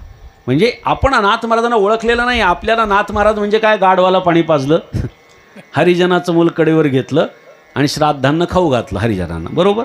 याच्याशिवाय आम्हाला नाथ महाराज माहिती नाहीत. म्हणून हा अभंग आहे. सकळ संतांचा हा राजा, काहीच साकडे पडो नेदी, अशी नाथ महाराजांची अवस्था आहे. कोणीही यावं, कधीही यावं आणि नाथ महाराजांना विनंती करावी, नाथ महाराजांनी त्याची इच्छा पूर्ण करावी. अवकाळी पाऊस झाला एकदा, अवकाळी. सगळ्यांची सरपणं भिजली. काही लोकांनी जी सरपणं आत आणली पाऊस पडतोय बघून ती त्याची वाचली. काही दिवस त्यांच्यावर स्वयंपाक त्यांना करता येणार होता. एक कुटुंब, 2-3 छोटी छोटी मुलं, नवरा बायको, 2 दिवस झाले उपवाशी. 3रा दिवस उजाडला. 3ऱ्याही दिवशी काही खायला मिळेना. लोकांना सांगितलं आम्हाला थोडं तरी सरपण द्या, आम्हाला काहीतरी खायला होईल. नाही म्हटलं आम्ही तुम्हाला दिलं तर आम्ही काय खायचं, पाऊस पुन्हा आला तर आम्ही काय करणार. शेवटी 3ऱ्या दिवशी रात्री 12-1 वाजता विचार केला. म्हटले आता जर आपण आपल्या मुलांना काही खायला दिलं नाही, आपण अजून 2-4 दिवस जगू, पण आपल्या मुलांपैकी एखाद्याला काहीतरी आज होईल जर आपण त्यांना खाऊ घातलं नाही तर. एकनाथ महाराजांच्याकडे आले रात्री 12-1 वाजता. दार ठोठवलं, दार उघडलं सेवकांनी. नाथ महाराज पुढे आले आणि विचारलं एवढ्या रात्री. हतबल झालेल्या त्या कुटुंबाच्या प्रमुखांनी नाथ महाराजांना सांगितलं, महाराज अवकाळी पडलेल्या पावसामुळे सरपण ओलं झालं, आमच्याकडे अन्नाचा दाणा नाही, खायला आमच्याकडे काही नाही. तुम्ही म्हणाल की फक्त काय अग्नीचा वापर करूनच काही खायला मिळतं का. हे बघा, पूर्वीच्या काळामध्ये उपलब्धता सगळ्या गोष्टींची सहज नसायची. साखर तुम्ही आठवा, जुनी लोक आठवा की ज्यांना गोड कधी खायला मिळायचं, दिवाळी आणि दसरा. आज तशी परिस्थिती आहे का. आज वाटेल तेव्हा वाटेल तेवढं गोड खायला मिळतं आहे. पूर्वीचा काळ तसा नव्हता, सगळ्या गोष्टी तिथे मिळत नव्हत्या. अशा परिस्थितीमध्ये महाराज खाण्यासाठी काही नाही आहे. एकनाथ महाराजांनी आपली पत्नी आईसाहेब गिरजाबाईंना बोलवलं आणि सांगितलं, ऐकलं का, आपल्याकडे जरा पाहुणे आले, स्वयंपाक करता का. आईसाहेब आल्या, म्हणले करते. लक्षात घ्या, एकनाथ महाराजांच्या गिरजाबाई आहेत. रात्री 12 वाजता सांगितलं स्वयंपाक करता का, पाहुणे आलेत, सांगितलं करते. आपल्या गिरजाबाईला 8 वाजता चहा सांगा. ही वेळ आहे का म्हणणार चहाची. ही सत्य परिस्थिती आहे, लक्षात घ्या. कदाचित तुम्हाला अनुभव नसेल, तुम्ही शहरात जा, सत्य परिस्थिती आहे. आईसाहेब आतमध्ये गेल्या, खाली मान घालून पुन्हा आल्या. म्हणजे काय झालं. म्हटले महाराज आपलं सुद्धा सरपण ओलं आहे. नाथ महाराजांनी सांगितलं तुम्ही स्वयंपाकाची तयारी करा, मी सरपण आणतो. आपल्या शयन कक्षात नाथ महाराज गेले, बेडरूममध्ये, आणि स्वतःचा चंदनाचा पलंग पायानं मोडला आणि सांगितलं घ्या, या सरपणानं स्वयंपाक करा, याला म्हणतात दानत. विठ्ठल विठ्ठल. हे लक्षात घ्या. चंदन काय साधं आहे का. हां, चंदनाचं लाकूड साधं आहे. चंदनाच्या बाजूचं जे चंदनाचं नाही ते चंदन म्हणून बाजारात एवढं जर घेतलं तर 1000 रुपयाला मिळतं. जर खरोखरचं चंदन घेतलं लाकूड 2-2.5 हजारांना मिळतं एवढंच लाकूड. आणि गाभा जर घेतला तर 5 ते 6 हजार रुपयानं मिळतो. आपल्याला काही त्या चंदनाची माहिती नाही. हां, तुम्हाला अजून डिटेलमध्ये पाहिजे असेल तर वीरप्पनला विचारा. त्याला माहिती आहे की काय किंमत आहे. पण आता तो राहिला नाही तर वर जावं लागेल विचारायला. ते अतिपरिचयात अवज्ञा असा एक श्लोक आहे. अतिपरिचयात अवज्ञा संततगमनादनादरो भवती मलये भिल्ल पुरंध्री चंदन तरुकाष्टम इंधनम कुरुते. काय होतं, कधीकधी कीर्तनकारांना रोज कुठे ना कुठेतरी जावं लागतं. कधीकधी वारंवार कीर्तनकारांना लोक बोलवतात, महाराज आलं पाहिजे बरं का, आलं पाहिजे आलं पाहिजे. बरं, पहिल्या वेळी जेव्हा महाराज येतात तेव्हा फुलांच्या पायघड्या, पाय धुणं, ओवाळणं, घालीन लोटांगण वंदीनं चरणं, मग वस्त्र, दक्षिणा, मोठेपणा, पाहिजे ते जेवण. आणि आपण म्हणलं नाही नाही एवढं कशाला करायचं. लोक काय म्हणतात, नाही नाही तुम्ही पहिल्यांदा आले आमच्याकडं. बरोबर आहे की नाही. याचा दुसरा अर्थ काय माहिती आहे का, दुसऱ्यांदा आले तर एवढं नाही. मग दुसऱ्यांदा आल्यानंतर पायघड्या जातात, पाय धुणं जातं, या महाराज चहा घेणार का इथपर्यंत येतं. का, अतिपरिचयात अवज्ञा. संतत गमनात अनादरो भवती. सारखं सारखं जाण्यामध्ये अनादर होण्याचा संभव आहे. आणि त्याच्यासाठी दृष्टांत दिला, मलये भिल्ल पुरंध्री चंदन तरुकाष्टमिंधनम कुरुते. मलयगिरी पर्वतावरती जी भिल्ल स्त्री राहते तिला त्या चंदनाचं मोल माहिती नसतं. बाहेर गेल्यानंतर जे लाकूड आपण सामान्य लाकूड म्हणून वापरतो त्या लाकडाची किंमत तिला माहिती नसती. म्हणून ती काय करते, चंदनम तरुकाष्ठम, चंदनाचं लाकूड स्नान करण्याचं पाणी तापवण्यासाठी वापरते. लक्षात घ्या. का, कारण नित्य उपलब्धता आहे म्हणून. चंदन एवढं महाग आहे, नाथ महाराजांनी क्षणाचाही विलंब न करता या सरपणावर स्वयंपाक करा म्हटलं. याच्यासारखा मोठेपणा आपल्याला पाहायला मिळणार नाही. म्हणून सकळ संतांचा हा राजा, हे नाथ महाराजांना निळोबाराय का म्हणतात, राजा होण्यासाठी मन मोकळं असावं लागतं, मन मोठं असावं लागतं. आता हल्ली आपण पाहतो ना बॅनर लागलेले असतात, दोस्तीच्या दुनियेचा राजा माणूस. बरं, तो काही श्रीमंत असतो का, नाही, दिलदार आहे. दिलदार व्यक्तिमत्वाला सुद्धा काय म्हणतात, राजा म्हणतात. त्याही दृष्टीने आपण नाथ महाराजांच्याकडे बघा, राजा आहे. सकळ संतांचा हा राजा स्वामी एकनाथ माझा. स्वामी म्हणजे मालक बरं का. स्वामी ह्या शब्दाचा अर्थ मालक, एकनाथ माझा. आता परमार्थामध्ये मी आणि माझेपणा करायचा नसतो. संन्याशी कोण आहे हे सांगत असताना ज्ञानोबाराय सांगतात, मी आणि माझेपण विसरले जयाचे अंतःकरण पार्था, तो संन्याशी जाणं निरंतर. मी आणि माझेपणा जिथे संपलेला आहे तो परमार्थाचा महत्त्वाचा हिस्सा आहे. पण इथे काय म्हणतात, माझा. एका सुभाषितकारानं सांगितलं, का मेंढीचं उदाहरण सांगितलं. मेंढीसारखी काय करत असते, मे मे मे मे करत असते ना. तो मे शब्द त्या सुभाषितकारांनी उचलला. काय सांगितलं, अशनम मे वशनम मे जाया मे बंधुवर्गो मे इति मे मे कुर्वाण कालवृकोहंती पुरुषाजम. आसन माझं, मे म्हणजे माझं असा त्याचा मराठीत अर्थ आहे बरं का. मे ह्या संस्कृत शब्दाचा मराठीतला अर्थ माझं असा आहे. आसनम मे वशनम मे जाया मे बंधुवर्गो मे इति मे मे कुर्वाण. आसन माझं, वसन माझं, बायको माझी, मुलं माझी, नातेवाईक माझे, असं जो माझं माझं करतो ना, काळरूपी लांडगा त्याला फस्त करतो असं सांगितलं. म्हणून माझेपणाचा त्याग परमार्थामध्ये अपेक्षित आहे. पण माझेपणा हा कोणाच्याही संबंधानं नसतो. ज्याच्याशी निरतिशय जवळीक असते त्याला लोक माझं म्हणत असतात. आणि म्हणून नाथ महाराजांच्या बाबतीमध्ये निळोबाराय म्हणतात, एकनाथ माझा स्वामी एकनाथ माझा. आणि अशा एकनाथ महाराजांच्या दर्शनानं काय लाभ होतो, अभंगाचं दुसरं. त्यांचे घेता दर्शन, त्यांचे घेता दर्शन, त्यांचे घेता दर्शन, त्यांचे घेता दर्शन.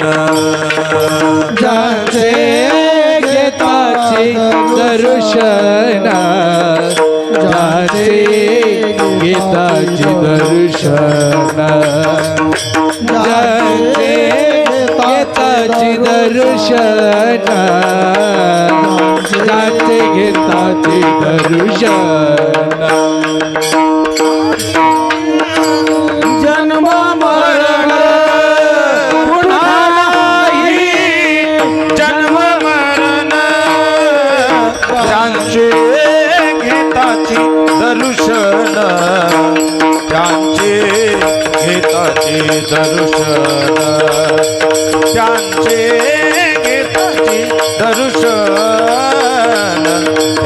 ज्यांचे गीताची दर्शन पुन्हा नाही जन्म मरण पुन्हा नाही जन्म मरण गीताची दर्शन ज्यांचे गीताची दर्शन ज्यांचे गीताची दर्शन ज्यांचे गीताची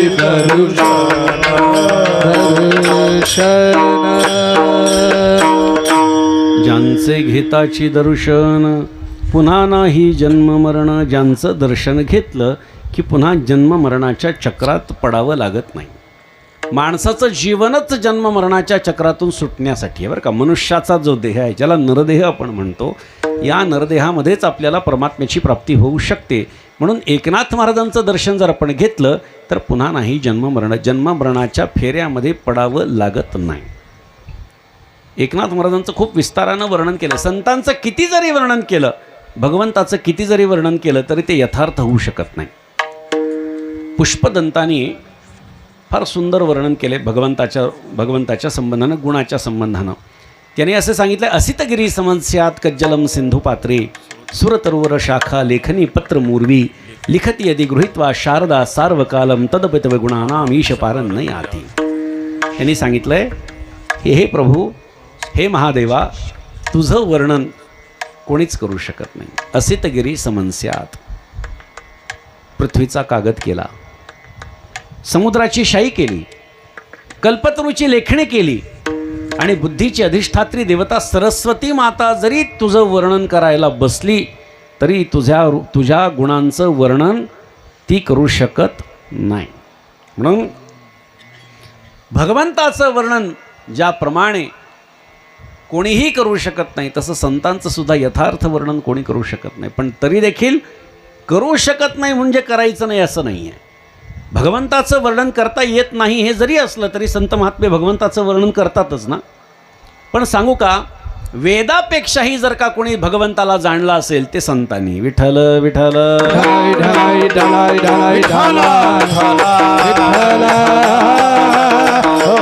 त्यामुळे निळोबाराय जेव्हा नाथ महाराजांचं वर्णन करतात ज्यांचे घेताची दर्शन घेताची बरं का संतांच्या वाङ्मयातला एक एक शब्द खूप महत्त्वाचा आहे. ज्यांचे घेता दर्शन वेगळं आणि घेताची दर्शन म्हणजे काय ज्या क्षणाला दर्शन घेतलं त्याच क्षणाला जन्ममरण गेलं. ज्यांचे घेताची म्हणजे पारिभाषिक शब्द जर वापरायचा झाला तर युगपत होणाऱ्या गोष्टी आहेत. दर्शन ज्या क्षणाला घेतलं त्याच क्षणाला मोक्ष प्राप्त झाला. ज्यांचे घेताची दर्शन पुन्हा नाही जन्म मरण. आता मी आपल्याला पैठणच्या वारीच्या संदर्भामध्ये सांगितलं. हा अनेक अभंग आहेत. निळा म्हणे जया घडे तेथील वारी निळा म्हणे जया घडे तेथील वारी निळा म्हणे जया घडे तेथील वारी मने दया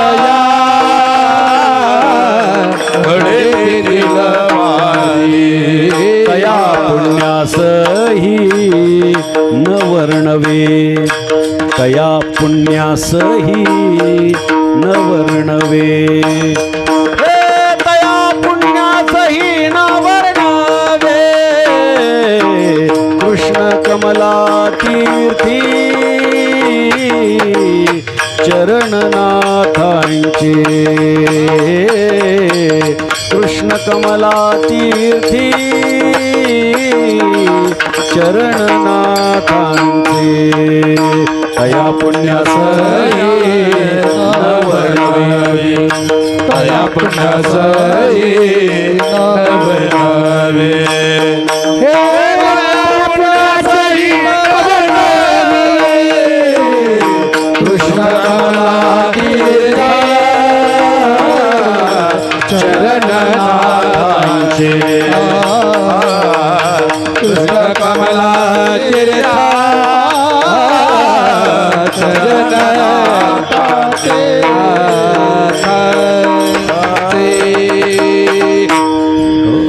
निळा म्हणे जया घडे तेथील वारी तया पुण्यासही न वर्णवे धन्य गोदातीर धन्य प्रतिष्ठान धन्य तेथील जन रहिवासी. आता तुम्ही रहिवासी होणार आहेत ना. धन्य तेथील जन रहिवासी आता अधिकृत होणार आहेत. कृष्ण कमला तीर्थी चरणनाथांचे उद्धरी जगाचे कलिदोष जया तीर्थी स्नान तत्पदी दर्शन पूर्वज उद्धरण कुळासहित निळा म्हणे जया घडे तेथील वारी तया पुण्यासही न वर्णवे. त्याच्या पुण्याचं वर्णन कोणाला करता येणार नाही. अशा पद्धतीनं पैठणचा हा इतिहास आहे. नाथ महाराजांच्या वारीचं महात्म्य आहे. आणि म्हणून निळोबारायांनी सांगितलं आहे ज्यांचे घेताची दर्शन पुन्हा नाही जन्म मरण ज्यांचे वाचिता भागवत प्राणी होतो जीवनमुक्त. आपल्याला सर्वांना भागवत माहिती आहे. आपण भागवत कथा महाराजांच्या मुखातून ऐकत आहात. पण हे भागवत जे चालू आहे ते आणि ज्या भागवताचं वर्णन निळोबाराय करतात ते सारखं आहे का? ऐका. श्रीमद भागवताची कथा आपण श्रवण करत आहोत. श्रीमद भागवतामध्ये 12 स्कंध आहेत. सुरुवात काय आहे? जन्माद्यस्य यतोन्वयादितरतश्चार्थेष्वभिज्ञस्वराट तेणे ब्रह्महृदाय आदिकवये मुह्यन्ति यत्सूरयः तेजो वारि यदामृथा विनिमयो यत्र त्रिसर्गो मृषा धाम्ना स्वेन सदा निरस्तकुहकं सत्यं परं धीमहि. ही सुरुवात आहे. ही श्रीमद भागवताची सुरुवात आहे. आणि एकनाथी भागवताची सुरुवात ओम नमो जे जनार्दना नाही भव अभव भावना न देखोनी मी तूपणा नमन श्रीचरणा सद्गुरुराया. श्रीमद भागवताच्या 11 स्कंधामध्ये भगवान श्रीकृष्णाने उद्धवाला केलेला उपदेश आणि तो उपदेश प्राकृतामध्ये आणून नाथ महाराजांनी आपल्यावर उपकार केलेले आहेत. त्याला म्हणतात एकनाथी भागवत. भगवान श्रीकृष्णाने 11व्या स्कंधावरती म्हणजे पुन्हा लक्ष द्या एकनाथी भागवत लोकांना कळतच नाही. ज्ञानेश्वरी काय आणि एकनाथी भागवत काय लोकांना कळत नाही. ऐका. महाभारतातल्या भीष्म पर्वामध्ये महाभारतामध्ये पर्व आहेत. जसं भागवतामध्ये काय आहेत? स्कंध आहेत. तसं महाभारतामध्ये पर्व आहेत. त्याच्यातल्या भीष्म पर्वामध्ये भगवान श्रीकृष्णाने अर्जुनाला केलेला जो उपदेश आहे त्याला आपण श्रीमद भगवद्गीता म्हणतो. आणि त्याच्यावरची प्राकृत मराठी भाषेतली टीका म्हणजे ज्ञानेश्वरी आहे. श्रीमद भागवताच्या 12 स्कंधांपैकी 11व्या स्कंधावरती म्हणजे 11 स्कंधावरती भगवान श्रीकृष्णानं उद्धवाला केलेला उपदेश आहे. आणि त्याच्याती मराठी प्राकृत टीका म्हणजे एकनाथी भागवत आहे. म्हणजे वारकरी संप्रदायाचे जे 2 महत्त्वाचे ग्रंथ आहेत 3 महत्त्वाचे ग्रंथ त्यापैकी 2 ग्रंथ तर प्रत्यक्ष भगवान श्रीकृष्णाच्या मुखातले आहेत.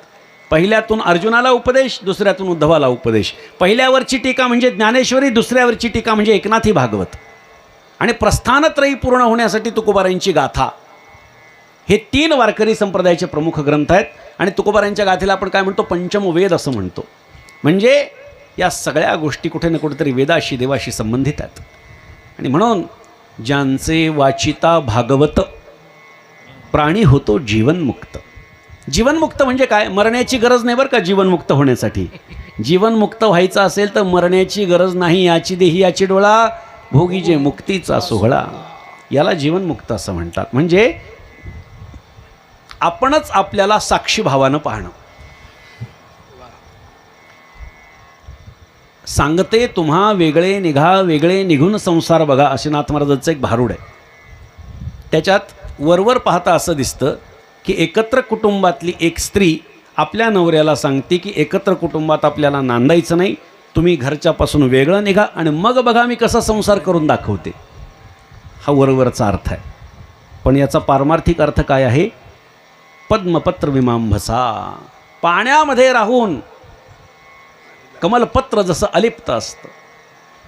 सांगते तुम्हा वेगळे निघा म्हणजे संसारामध्ये अडकू नका आणि परमार्थ करा, आणि मग जो परमार्थाचा जो संसार होणार आहे ना त्याला तुम्ही साक्षीभावानं स्वतःच बघा. म्हणजे उदाहरण देतो, पूर्वीच्या काळामध्ये नटनट्यांचं जेव्हा शूटिंग व्हायचं तेव्हा ते आपण पाहिलं असेल, ते बॉक्स असतो, ॲक्शन म्हणल्यानंतर ते डबा असा काहीतरी होतो आणि मग ते ॲक्टिंग करतात, मग पुन्हा येऊन पाहतात की आपण जे आत्ता केलं आहे ते बरोबर आहे का. आता हे जुन्या काळामध्ये नटनट्यांसाठी असायचं, आता कीर्तनकारांचंही तसंच आहे. आता टी व्हीवरती जे कीर्तनं होतात तिथंसुद्धा काय होतं, कीर्तनकार आता हे जेव्हा सुरू झाले होते बरं का, हे टी व्हीवर कीर्तनाचा जो प्रकार आहे त्याच्यातली दुसरी शूटिंग माझी झाली. सुरुवातीला 10 वर्ष होऊन गेली, दुसरी शूटिंग माझी झाली. ते सांगण्याचं तात्पर्य काय की आपण जे करतो आहे ते बरोबर होतं आहे का. मग आपला चेहरा तर व्यवस्थित दिसतोय ना, आपला आवाज तर व्यवस्थित येतोय ना, मग 5 मिनिटाचं रिहर्सल करायची आणि मग पहिले येऊन बघायचं, आपणच आपल्याला पाहणं बरं का, याला साक्षीभाव म्हणतात. अशा पद्धतीनं आपणच आपल्याला बघायचं ही भूमिका, आणि मग बरोबर आहे का, हां बरोबर असेल तर चालू द्या, नाही तर पुन्हा बदल करायचं. साक्षीभाव म्हणजे आपणच करत असलेली क्रिया ही बरोबर आहे की नाही हे त्रयस्थ दृष्टिकोनातून पाहणं म्हणजे साक्षी आहे. अशा पद्धतीनं नाथ महाराजांचं भागवत जे आहे, ज्यांचे वाचिता भागवत प्राणी होतो जीवनमुक्त. नाथ महाराजांचं भागवत काय आहे? एकनाथ महाराजांचं भागवत घरामध्ये असणं म्हणजे प्रत्यक्ष भगवान श्रीकृष्ण आपल्या घरात असणं आहे. हे मी बोलत नाही, नाथ महाराजांनी सांगितलं आहे. किंबहुना एकनाथ महाराजांचं भागवत आपल्या बैठकीमध्ये असावं, आणि जाता येता बाहेर जायचं असेल त्यातल्या त्यात तर त्याचं दर्शन घेऊन जावं, नाथ महाराज म्हणतात. त्याचं दर्शन घेऊन जर आपण बाहेर गेलो तर आप धाके दूर पळती, म्हणजे बाहेर गेल्यानंतर जो आपल्याला त्रास होणार आहे तो त्रास दूर होऊन जातो आणि आपली कामं होतात. हे त्याचं दृष्टफळ आहे. अदृष्टफळ तर मुक्ती प्राप्त होणार आहे, ज्यांचे वाचिता भागवत प्राणी होतो जीवनमुक्त, हे त्याचं अदृष्टफळ आहे. पण दृष्टफळ काय आहे तर आपली कामंसुद्धा व्यावहारिक तिथे होतात, आपल्याला ज्या अडचणी येणार असतात त्या अडचणी दूर होतात, हे त्याचं दृष्टफळ आहे. म्हणून ज्यांचे वाचिता भागवत प्राणी होतो जीवनमुक्त, निळा म्हणे लीन व्हावे शरण एकनाथा जावे. आणि म्हणून निळोबाराय सांगतात, आता जास्त वर्णन करण्याची गरज नाही. निळा म्हणे लीन व्हावे शरण एकनाथा जावे, जास्त विचार न करता तनु मनो जीवे चरणासी लागावे, अगरवता करावे दास्य सकळ. अशा पद्धतीची अवस्था बाळगायची आणि नाथ महाराजांच्या शरणागतीमध्ये जायचं. लक्षात घ्या, संतांच्या पायापाशी बसण्यामध्ये काही गैर नाही, उलट मोठेपणा आहे. तुझे द्वारीचा कुत्रा, तुकोबाराय स्वतःला म्हणतात ना, किंवा नाथ महाराज म्हणतात, संतद्वारी कुत्रा झालो प्रेमरसासी सोकलो, भुंकत भुंकत द्वारा आलो ज्ञान थारोळ्या वैसलो. एवढे विद्वान महान असे संत जर संतांच्या पायापाशी बसण्यामध्ये गर्व अनुभव करतात, कोण आहेत तुम्ही आम्ही, याचा विचार करा. सहजतेने आपण संतांच्या पायापाशी बसलं पाहिजे. पडोनी राहीन तये ठाई उगाच, काय म्हणतात तुकोबाराय, उगाच काही कारण नाही, नुसतं संतांच्या पायापाशी बसायचं कल्याण आहे. पडोनी राहीन तये ठाई उगाच संतांची ये पायी, न मगे न करी काही तुझी आण गा विठोबा. विठोबाची आण घेता, शपथ घेता की संतांच्या पायापाशी बसण्याशिवाय दुसरं काहीच करायचं नाही. संतांचं कृपाप्रसाद आपल्याला प्राप्त होतो. एकनाथ महाराजांचं चरित्र अगाध आहे. मी 8 दिवस जरी चरित्र सांगत बसलो तरी सुद्धा हे चरित्र पूर्ण होणार नाही, एवढं प्रचंड चरित्र नाथ महाराजांचं उपलब्ध आहे. एकनाथ महाराज असे एकमात्र संत आहेत की ज्यांच्या आयुष्यामध्ये घडलेले किमान 50 प्रसंग उपलब्ध आहेत. बरं का, किमान 50 प्रसंग उपलब्ध आहेत. बाकीच्या संतांचे जर प्रसंग बघितले तर 2-3 ठराविक प्रसंग आपल्याला पाहायला मिळते, 5-10. पण एकनाथ महाराजांचं चरित्र विशाळ आहे, त्यामुळे एका कीर्तनामध्ये हे सांगता येणार नाही. तरीसुद्धा घागर में सागर करण्याचा प्रयत्न केला आहे. जास्तीत जास्त चरित्र नाथ महाराजांचं व्यापकता त्यांचा दृष्टिकोन हे सांगण्याचा प्रयत्न केला. आणि म्हणून नाथ महाराजांच्या बाबतीमध्ये निळोबाराय सांगतात की निळा म्हणे लीन व्हावे, शरण एकनाथा जावे. आता ही शरणागतता आपल्या सद्गुरूंनी तुकोबारायांनी केली आणि म्हणूनच ती अनुभूती त्यांनी घेतली. आणि त्यांनी सुद्धा आपल्याला काय सांगितलं, शरण एकनाथा जावे, ज्यांचे घेताची दर्शन पुन्हा नाही जन्म मरण. यथामती अभंगाचं चिंतन झालं. संप्रदायाच्या नियमाप्रमाणे भजन करा. विठोबा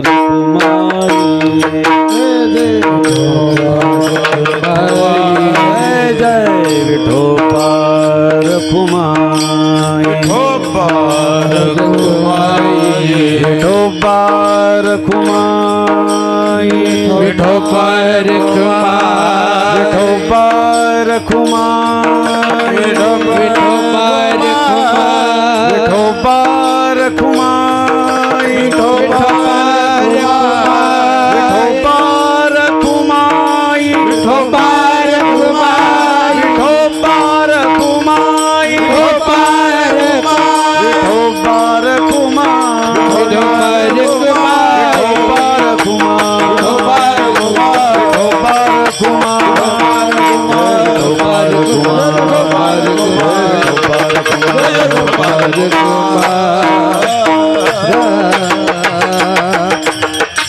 सकळ संतांचा हा राजा स्वामी एकनाथ माझा, ज्यांचे घेताची दर्शन पुन्हा नाही जन्म मरण. आपल्या चिंचोली गावामध्ये भगवान नृसिंहाच्या मंदिराचा जीर्णोद्धार जो झाला त्याच्या कलशारोहणाच्या निमित्तानं आपण या ठिकाणी उपस्थित आहोत. आणि आदरणीय डांगे मॅडमनी इथे आयोजकांच्या वतीनं ग्रामस्थांच्या वतीनं आमंत्रित केलं. भगवान नृसिंहाच्या बाबतीमध्ये एकनाथ महाराजांनी पूर्ण कथा लिहिलेली आहे बरं का. मी पुन्हा सांगतो, पौराणिक कथानकं नाथ महाराजांनी विस्तृत प्रमाणात लिहिलेली आहेत. भक्त प्रल्हाद भगवंताचं नामस्मरण करतोय, हिरण्यकश्यपू त्याला नाही त्या प्रकारे मारण्याचा प्रयत्न करतोय. शेवटी वैतागून तो विचारतोय की तुझा परमात्मा कुठे आहे. भक्त प्रल्हाद उत्तर देतोय, जलेपि विष्णुर्ज्वलनेपि विष्णुः, गजेपि विष्णुर्भुजगेपि विष्णुः, त्वयि स्थितो दैत्यमयी स्थितस्य विष्णू विना दैत्यगणोपि नास्ति. त्यांनी सांगितलं, ज्या पाण्यामध्ये बुडवण्याचा प्रयत्न केला ना ते पाणी म्हणजे विष्णू आहे. ज्या आगीमध्ये जाळण्याचा प्रयत्न केला ना ते अग्नी म्हणजे विष्णू आहे. ज्या नागांच्या खाईमध्ये तुम्ही मला टाकून मारण्याचा प्रयत्न केला ते नाग म्हणजे विष्णू आहेत. ज्या हत्तीच्या पायाखाली तुडवण्याचा प्रयत्न केला तो हत्तीसुद्धा विष्णू आहे. हे दैत्या त्वयि स्थितो दैत्यमयी स्थितस्य, तो तुझ्यातही स्थित आहे, तो माझ्यातही स्थित आहे. विष्णू विना दैत्यगणोपि नास्ति. हे तुझे जे दैत्यगण दिसत आहेत ना हे सुद्धा विष्णूच्या शिवाय नाही. त्याला राग आला, म्हणले इथे सगळे उपस्थित आहेत ते विष्णू आहेत, चल माझ्याबरोबर. त्याला ओढत नेलं. 80,000 लाकडाच्या खांबाचा वाडा होता त्याचा. किती? 80,000. आता आपल्याला ते टी व्हीत दाखवतात, चित्रात दाखवतात दगडी खांब वगैरे, असं काही नाही. वर्णन काय आहे? लाकडाचा खांब. 80,000 खांबांमधून नृसिंहाचा आवाज येऊ लागला, गुरगुरण्याचा आवाज येऊ लागला. पण याला मरणाचं भय नव्हतं, कारण मागणंच काय होतं? पुरुषाच्या हाताने नाही, प्राण्याच्या हाताने नाही, सकाळी नाही, रात्री नाही, जमिनीवर नाही, आकाशात नाही, अस्त्रानं नाही, शस्त्रानं नाही, जिवंत गोष्टीकडून नाही, मृत गोष्टीकडून नाही, सगळ्या गोष्टीचं संधान परमात्म्यानं साधलं. म्हणजे ह्या खांबात आहे का? हो, खांबावरी लाथ मारिली दुर्जने, स्तंभी नारायण प्रगटला. त्या नारायणाचं, त्या नृसिंहाचं फार सुंदर वर्णन केलं बरं का. आणि जी ग्रामस्थ मंडळी आहेत, मॅडम तुम्ही थोडा पुढाकार घेऊन नाथ महाराजांचा हा अभंग जरूर तिथे मंदिरामध्ये ठेवा. अत्यंत सुंदर असा अभंग आहे बरं का. ऐका. प्रगट जेव्हा झाला, नृसिंह जेव्हा प्रगट झाले तेव्हा नाथ महाराजांनी त्याच्या प्राकट्याचं वर्णन केलं. अगदी मृदंगाच्या बोलाप्रमाणे ते बोल आहेत. ऐका. स्तंभ फोडित कटकट दाढा व्यंकट विकट उद्भट वीर विकट नरकेसरी, जिव्हा लळलित लटलत धुरधुरीत कंठ, श्वासे नासा पुट वितट पिंगट जटा जुट दट बाण सणसणाट वज्र दणदणाट, नखे तिखे तिकट बोट रागे फोडी हात सुभट भट नेत्र गरगराट, चंद्र सूर्य गरगराट रे, शब्द कटकट साधने कष्ट फुकट, एका जनार्दनी नामे वैकुंठ पीठ रे, एका जनार्दनी नामे वैकुंठ पीठ रे, एका जनार्दनी नामे वैकुंठ पीठ. असं नाथ महाराजांचा एक अभंग आहे. आपल्या नरसिंहाच्या मंदिरामध्ये जरूर हा अभंग लावा. कारण याच्यासारखी सुंदर स्तुती भगवान नृसिंहाच्या प्राकट्याची आजपर्यंत आपल्याला पाहायला मिळणार नाही. एखाद्या मृदंगाचे बोल जणू आहेत अशा पद्धतीनं हे नाथमर्दाने लिखाण केलेलं आहे. आणि मग परमात्मा भक्त प्रल्हादाला जवळ घेतोय आणि काय मागायचं ते माग म्हणतोय. पण खरा भक्त जो आहे ना तो देवाकडे काही मागत नसतो. भक्त प्रल्हादाने सांगितलं देवा काही नको, नाही नाही माग, काहीतरी माग, मी प्रसन्न झालोय तुझ्यावर. वारंवार जेव्हा देव म्हणू लागला काहीतरी माग, काहीतरी माग, काहीतरी माग, तेव्हा भक्त प्रल्हादाने सांगितलं जेव्हा देवा मी जे मागेन ते देशील ना, नक्की देणार म्हणले, तुला काय मागायचं ते माग. भक्त प्रल्हादाने सांगितलं मला कोणालाच काही मागण्याची इच्छाच निर्माण होऊ देऊ नको, हेच मला दे. विठ्ठल विठ्ठल विठ्ठला विठ्ठला विठ्ठला. अशा निरपेक्ष भक्ताचा आराध्य आपल्या गावामध्ये आहे. आणि अशा भगवान नरसिंहाच्या मंदिराचा जीर्णोद्धार कलशारोहणाचा कार्यक्रम झाला आणि त्यानिमित्त अत्यंत सुंदर असा कार्यक्रम या ठिकाणी आयोजित केलेला आहे. आणि हे आयोजित करत असताना आज 5व्या दिवसाची कीर्तन सेवा माझ्या वाट्याला आली. निश्चितपणे आपण जे कार्य करत असतो ते भगवंत नाथ महाराज आपल्याकडून करून घेतात अशी माझी प्रामाणिक भावना आहे. आणि म्हणून वैयक्तिक तसा संबंध ओळख नसताना ताईंनी जेव्हा मला फोन केला मॅडमनी, तेव्हा मी त्यांना होकार दिला, कारण त्यांच्या बोलण्यामध्ये मला श्रद्धा दिसत होती. त्यामुळे मी त्यांनाही सांगितलं की एवढ्या ऐनवेळी मी कार्यक्रम कधी कोणाला देत नाही. परंतु निश्चितपणे त्यांनी सांगितलं की महाराज नाथ महाराजांचं जे काही प्रसार प्रचार चालू आहे तो निश्चितपणे जास्त व्हावा ही अपेक्षा आहे आणि आपण करत आहात. मी त्यांना नम्रपणे सांगितलं की हे सगळं नाथ महाराज करून घेत आहे. लक्षात घ्या, संतांच्या कुळामध्ये जन्म प्राप्त होणं ही साधी गोष्ट नाही. मी पुन्हा सांगतो, त्याच्यातही जर आपण त्या भक्तिमार्गाला चाललो नाही तर आपण कर्मदरिद्री आहोत. आणि जर त्यांच्या कुळामध्ये येऊन आपल्याला त्यांच्या कार्याची री ओढता येत नसेल, त्यांनी दाखवून दिलेल्या ज्ञानाचं भांडार आपल्याला समोरच्यांकडे खोलता येत नसेल, उघडता येत नसेल तर उपयोग नाही. त्याच्यामुळे जास्तीत जास्त प्रमाणामध्ये नाथ महाराजांनी कृपा करून त्यांचं जे भांडार आहे ते लोकांपर्यंत उघड करण्याच्यासाठी म्हणून त्यांनी मला आशीर्वाद द्यावेत अशी अपेक्षा या ठिकाणी व्यक्त करतो. आणि डांगे मॅडमचा आज 75वा वाढदिवस आहे बरं का. त्यांना या व्यासपीठावरून खूप खूप शुभेच्छा देतो. संतांचं कार्य करण्याच्यासाठी त्यांना उदंड आयुष्य आणि चांगलं आरोग्य प्राप्त व्हावं अशी भगवान नरसिंहाच्या चरणी आणि शांतीब्रह्म एकनाथ महाराजांच्या चरणी प्रार्थना करतो. त्यांनी सांगितलं की माझा वाढदिवस आणि तुमचं येणं आज काय योगायोग माहिती नाही. मी पुन्हा सांगतो, सगळ्याच गोष्टी योगाच्या नसतात, त्या काही घडवून आलेल्या असतात. आणि त्यामुळे ग्रामस्थांच्या वतीनं काहीतरी तुला वगैरे त्यांची करणार आहेत. त्यामुळे चांगली गोष्ट आहे. आणि काय असतं की आपण जन्मदिवस म्हणतो, जन्मदिवस किंवा काही जण म्हणतात वाढदिवस, पण तो खरा वाढदिवस असतो का हो? तो घट दिवस असतो बरं का, तो घट दिवस असतो. पण सांगू का, काही जण दुसरा पर्याय वापरतात जन्मदिवस, बरोबर आहे. पण जन्मदिवस हा शब्दसुद्धा खरा नाही, कारण जन्मदिवस कोणता आहे? ज्या दिवशी जन्म झाला तो दिवस. मग काय, मग जन्मस्मरण दिवस किंवा जन्मस्मृती दिन असं जर म्हटलं तर खरं तर वाढदिवसाचं योग्य त्याचं नाव असू शकतं. असो काही म्हणा, व्याकरणाचा जास्त विचार करण्याचं कारण नाही आता. परंतु आपल्याला खूप खूप शुभेच्छा देतो. आणि आपणही ग्रामस्थ या सगळ्या कार्यक्रमासाठी पुढाकार घेतात. महाराजांनी महादेव मंदिराच्या संबंधानं काही बोलले आणि त्या मंदिराच्या सुद्धा जीर्णोद्धाराची जिम्मेदारी तुमच्या आत्यांनी घेतली आहे, डांगे मॅडमनी घेतली. फार मोठं कार्य लक्षात ठेवा. आपलं केलेलं एक छोटं कार्य एखाद्या गावाला दिशा देणारं ठरतं बरं का. काय होणार मॅडम, तुम्ही जे काही कार्य तुम्हाला करता येणं शक्य आहे ते तुम्ही करणार, पण गावातली माणसं निश्चितपणे याचा विचार करतील की आपल्या गावातली एक मुलगी जर 50-60 वर्षानंतर येऊन जर इथं काहीतरी आपल्या देवासाठी करत असेल तर आपलं कर्तव्य आपल्या देवासाठी काहीतरी आहे, आपण काहीतरी केलं पाहिजे. आणि त्यानिमित्ताने तरी ते एक येतील, एकत्र होतील, ही त्याची खरी कृपा आहे असं मला म्हणायचं आहे. त्यामुळे या निलंगा तालुक्यामध्ये सर्व भाविक जण या ठिकाणी, श्रद्धावान भाविक या ठिकाणी उपस्थित आहात. यथामती अभंगाचं चिंतन केलं.